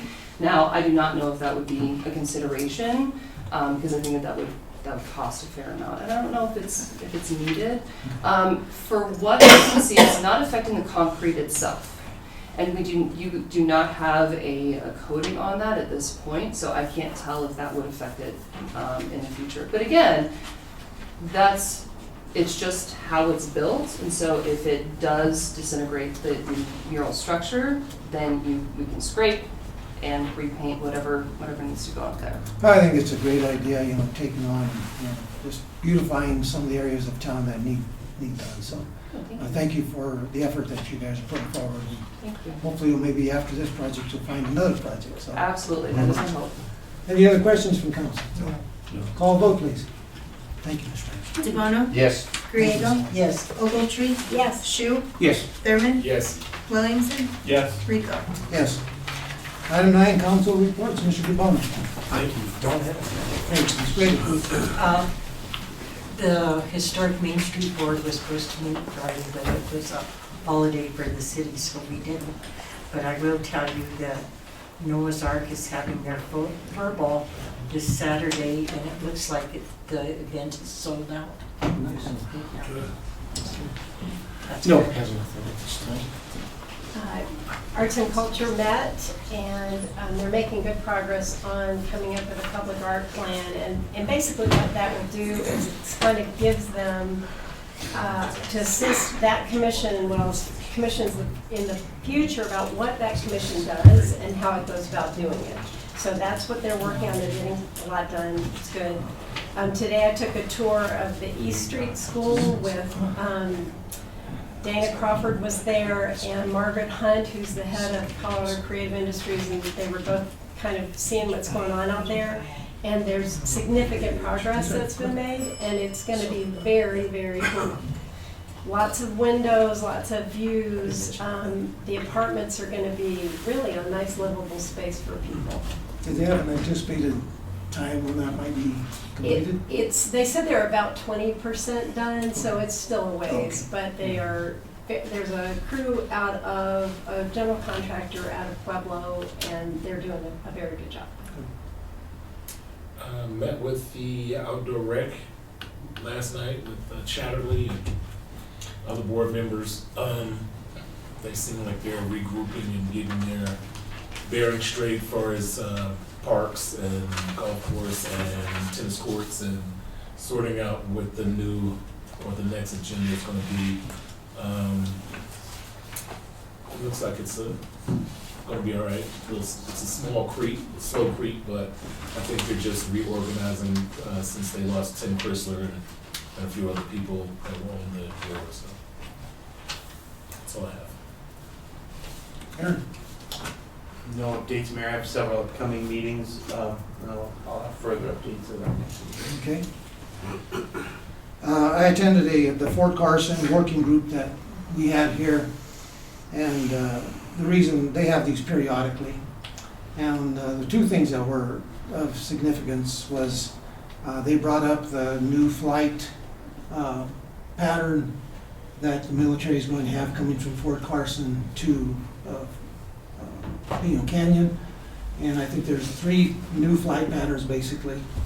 And of course, there's always concern from the ranching community as to how low they should be flying and how they can recognize when they're flying too low to a house, to cattle, and at what point they have to rise to a certain altitude to get away from that. The other thing that was interesting is the first time ever they are going to be bringing down the Air Force Academy, I think, first and second year cadets, and they're going to drop them out at Pino Canyon. but they're going to be dropping them at the same time that there's going to be the regular Army down there. And there's a purpose for that. And the reason it's training for these cadets. Because what's interesting, I may be wrong on the acreage, but currently up at the Air Force Academy, the Air Force Academy is very small. The training area that they actually do is only like a couple of thousand acres. So they're going to drop these cadets into an area that's going to have 100,000 or 150,000 acres, and they've got to basically find their way back to the main encampment. And then, so it's going to be an integration where they're going to be working, like it sounds like, against maybe the regular military guys. That's what it sounds like. So it's going to be a really good training. They're really looking forward to that. So it's going to be interesting. When is it, Mayor? It's going to be ongoing, I think, pretty much starting in May, isn't it? May, and it's going to go all the way, I think, into August, I believe. So they're going to have different groups coming in from that time. It's hot. Yeah, they're coming in hot. Exactly. And I asked them if they were planning on doing that during the winter time because they would get winter training, but they said it would because it would interfere with their schooling. So that's the reason why they won't do it in the winter time. I attended the tourism group, and they just looked at some of the new possibilities of some of the things that are going to be happening in the area, and they reviewed several opportunities that they were looking at. Went to the Fisher's Peak Master Plan release. Very interesting, very informative. Of course, it's not the first time I've seen it. For those of you who hadn't seen it, I think you found that it was very complete. And a lot of people, some people think that it's a one and done type thing. And matter of fact, it came out in the newspaper today. It was reported, and it has been being said that it is a plan. Plans have an option of things to change. It can change over time. Because we're looking at, at least a 10-year time frame. It's 19,200 acres. They have a lot of work to do up there. So they're going to be finding things as they go along. And then I also went up to Fort Carson last Thursday. They had kind of a state of the Fort Carson address, and General Holdney kind of gave that as to what they'll be doing, and they recognized one of the things that they did recognize is they had, I'm not sure how many, 2 or 3 of the members from Fort Carson, of their soldiers, that competed in the Olympics and came back with gold medals. So, and they also recognized other groups as well. I just wanted to get an okay from you because I got a call today by a gentleman by the name of Vance from Northwest Real Estate Capital Corporation, and they're going to be building 34 units. And I think we gave them a letter of support. That's the one that Diane Santa-Stephen is working on. And they're going to be going in front of CHAFA. And she wanted to know if I would be willing to go in front of CHAFA in support of it. And I want to get your okay, because this is 34 units of building that we need here in the community. So if you guys don't have any objection, I will call him back and say that I will testify on their behalf. I told him that I needed to get some information from him so that I know what I'm talking about.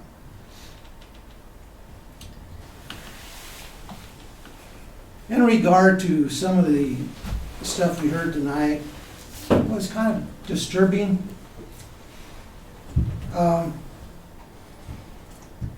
We as council, we are a policy-making group. That is our job. The city manager has his job. Our attorney has his job to do. But as council, we are policy makers. Things are brought in front of us, we approve or disapprove of those policies.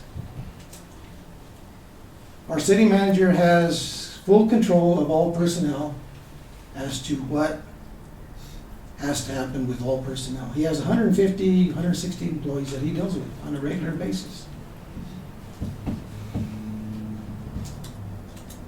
For those of you that have never, maybe all of you, have been in business and have very good control of business, whenever you hire somebody, it's costly to hire, you try to find somebody that's going to stay with you. It's time consuming, but it's also costly. You don't want to terminate an employee. You don't want them to quit. Unfortunately, sometimes people quit because they find that they want to move on for different reasons. Sometimes the green grass is green, somewhere else. More pay, family, husbands, wives. I mean, there's a lot of reasons why they move on to, somewhere else. A person that's terminated, it's not as easy as what people think. You take into consideration, you give people the opportunity to fulfill what they're supposed to be doing. I've been in that position before myself. I was at one time in charge of 28 employees, and it's not fun to fire somebody, to terminate somebody. It's difficult to hire somebody, to find the right personnel to work for an establishment. It really, really is.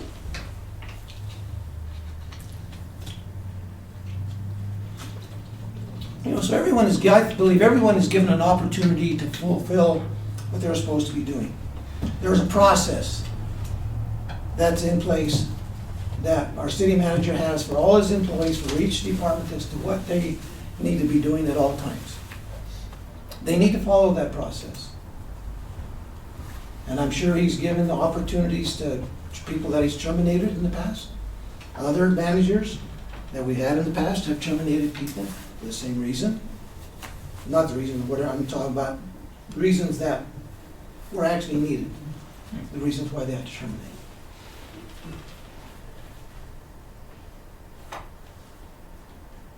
So the process is a big thing. They need to follow process. They need to follow and they need to report to Mr. Valentine what they're doing.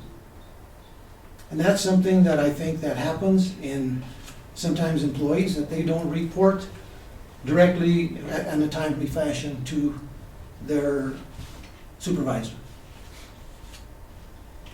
I also heard that Trinidad was not friendly. That was pretty disturbing to me, because I have heard so many people that have moved into this community that have told me this is a very friendly community. I've been here the first day I came in here, people were friendly. I've been here 5, 10, 15 years, 20 years, longer. We've had people in here tonight that have been here for longer than that. Why do they stay? Unfriendliness? I don't think so. Because they found a community that suited their needs. I also heard something about a good old boy. I'd like to know who that good old boy is. I've heard that in the past, that we as council, we got to report to the good old boys to make a decision. And I've yet to know who the good old boy is, who the good old boys are. I wish I knew who they were. Because I will tell you this. As you heard tonight, there was one item that came up that was a 4-3 decision, split decision. So what does that tell you? That tells you that everybody has a voice. If you disagree, that's fine. We go along. We go on with it. If it would have been the other way around, we move on. And that's the way it should be. So we all have a voice.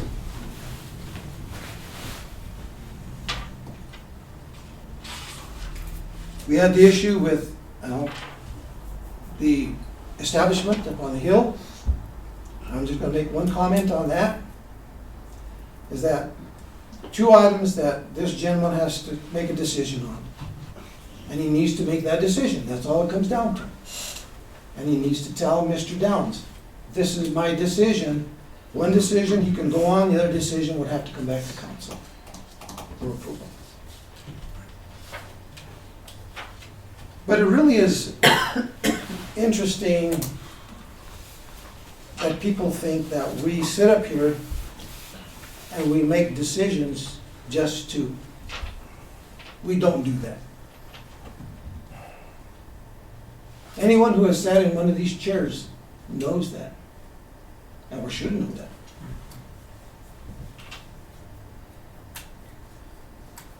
It's not, everybody thinks, they come and ask me, boy, you make the big bucks, don't you? And I'll tell you this, if I'm paid 50 cents an hour for what I do, I'm getting paid too damn much. because I take a lot of time with what I do, not only locally, with not only residents that are here, but new residents that I meet on the street, people that I've known in town, people that come in, and say, I'm glad to be here. I've been here for a month, I've been here for 5 months, I've been here for a year, 2 years, 5 years, 10 years.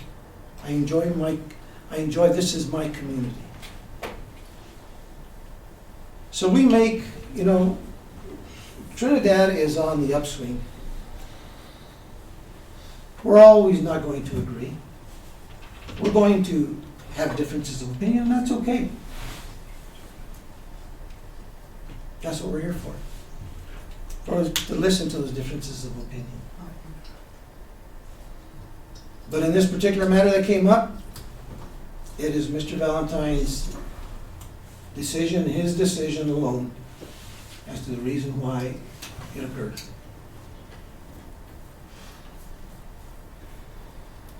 Mr. Valentine.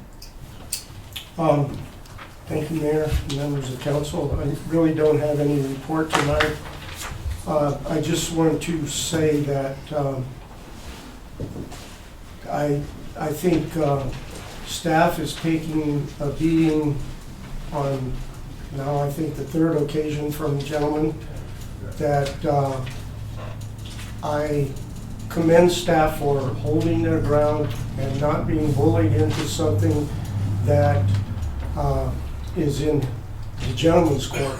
He submitted what he submitted, and he is bashing staff, and I don't appreciate that.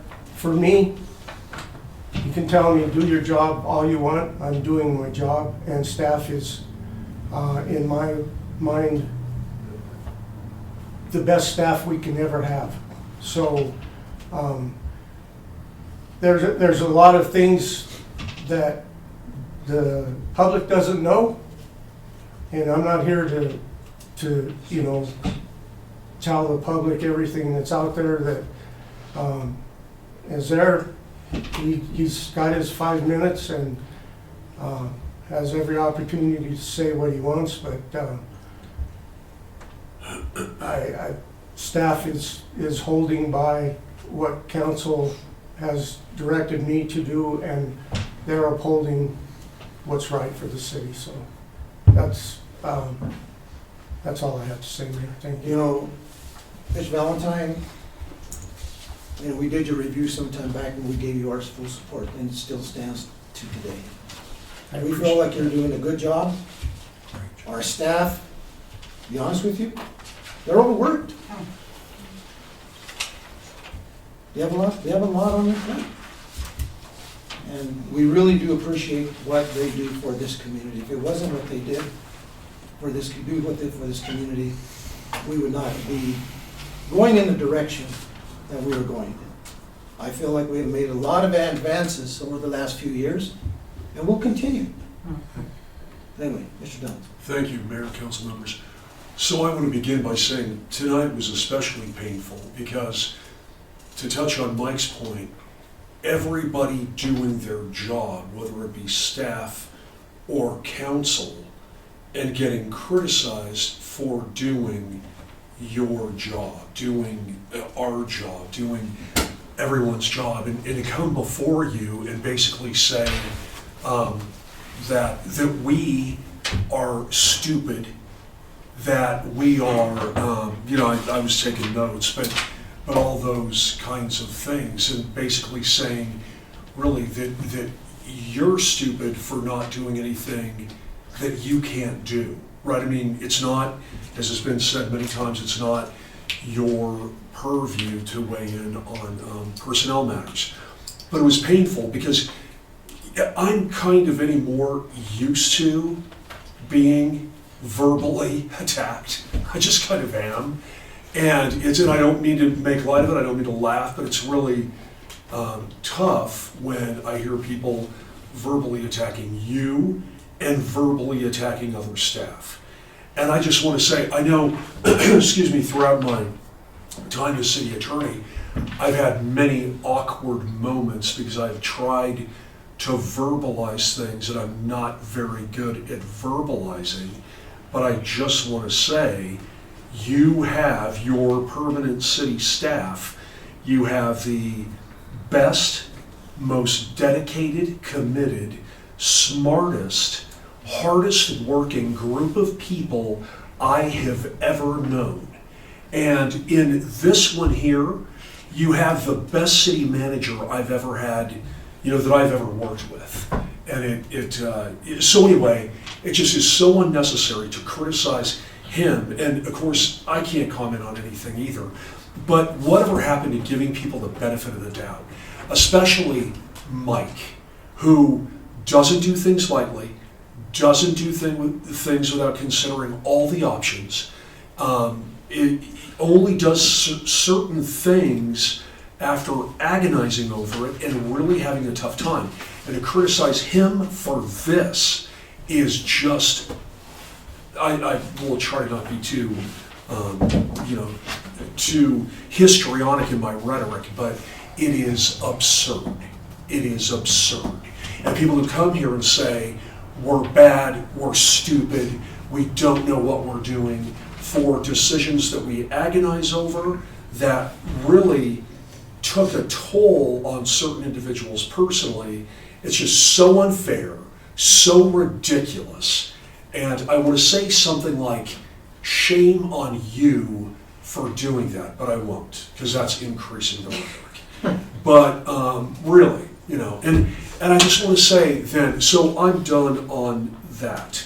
But on Mr. Zeachus, he can keep coming back here and coming back here and coming back here. He has the right to do that. But he is absolutely barking up the wrong tree. And talk about something else that is not in your purview. You have done your job.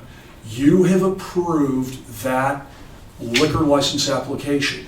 And like the two people, that you had hearings on tonight, Mr. Banning and Mr. Bleem, not using the corporate names, look at that, man. They did what they needed to do, and they committed to what they need to do. They gave a diagram, they have a plan, they're following the plan, and you have approved them, and if they do what they say they're going to, then they're going to have the license issued. Easiest thing in the world. And again, it's not our fault. It's not your fault. And Mr. Zeachus is using expending a tremendous amount of energy, calling individual council members, doing that, and calling or talking to members of staff's families, thinking that any of these people can cause us to lessen our standards from what is lawful and what is required and what is appropriate, which we are never going to do. But if we would follow the plan, and I also want to say, Mayor, you and other council members had asked me to send you the correspondence at the conclusion of our last regular meeting. I did that. You know what the correspondence consists of. And I just want to say one last thing. If I was being arbitrary, if I was being just like, oh, I don't want to do it, I don't want to give it to you, I would get sued, deservedly so, right? It would be an abuse of my discretion, an abuse of my authority, and I would get sued, possibly personally, but certainly in my capacity as your attorney. And that isn't happening. And the reason is because I have been clear on what needs to be done. Other staff has been clear on what needs to be done. And we're not trying to be difficult. We're not trying to play hide the ball or do anything differently from all the other applicants that come forward, all the other people who have liquor licenses, marijuana licenses, or any other business before the city. So, thank you. And I just want to say to you especially, I'm sorry. I'm sorry for what you had to put up with tonight. You guys are volunteers. You work hard.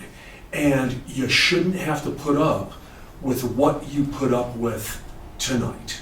So thank you for your service. Thank you to all the staff for their service.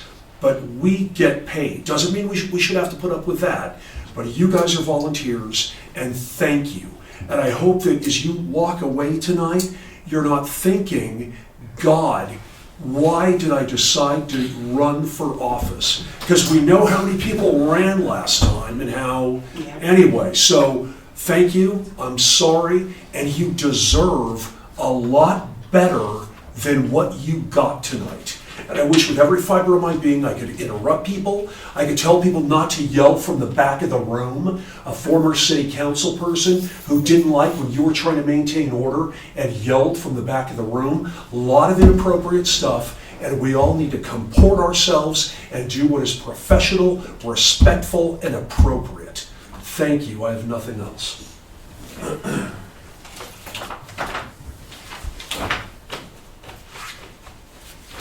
Motion to adjourn. So moved. Second. Second. Call the roll. Devono? Yes. Griego? Yes. Ogletree? Yes. Shu? Yep. Thurman? Yes. Williamson? Yes. Rico? Yes. No, I'm going right now. Heat it up.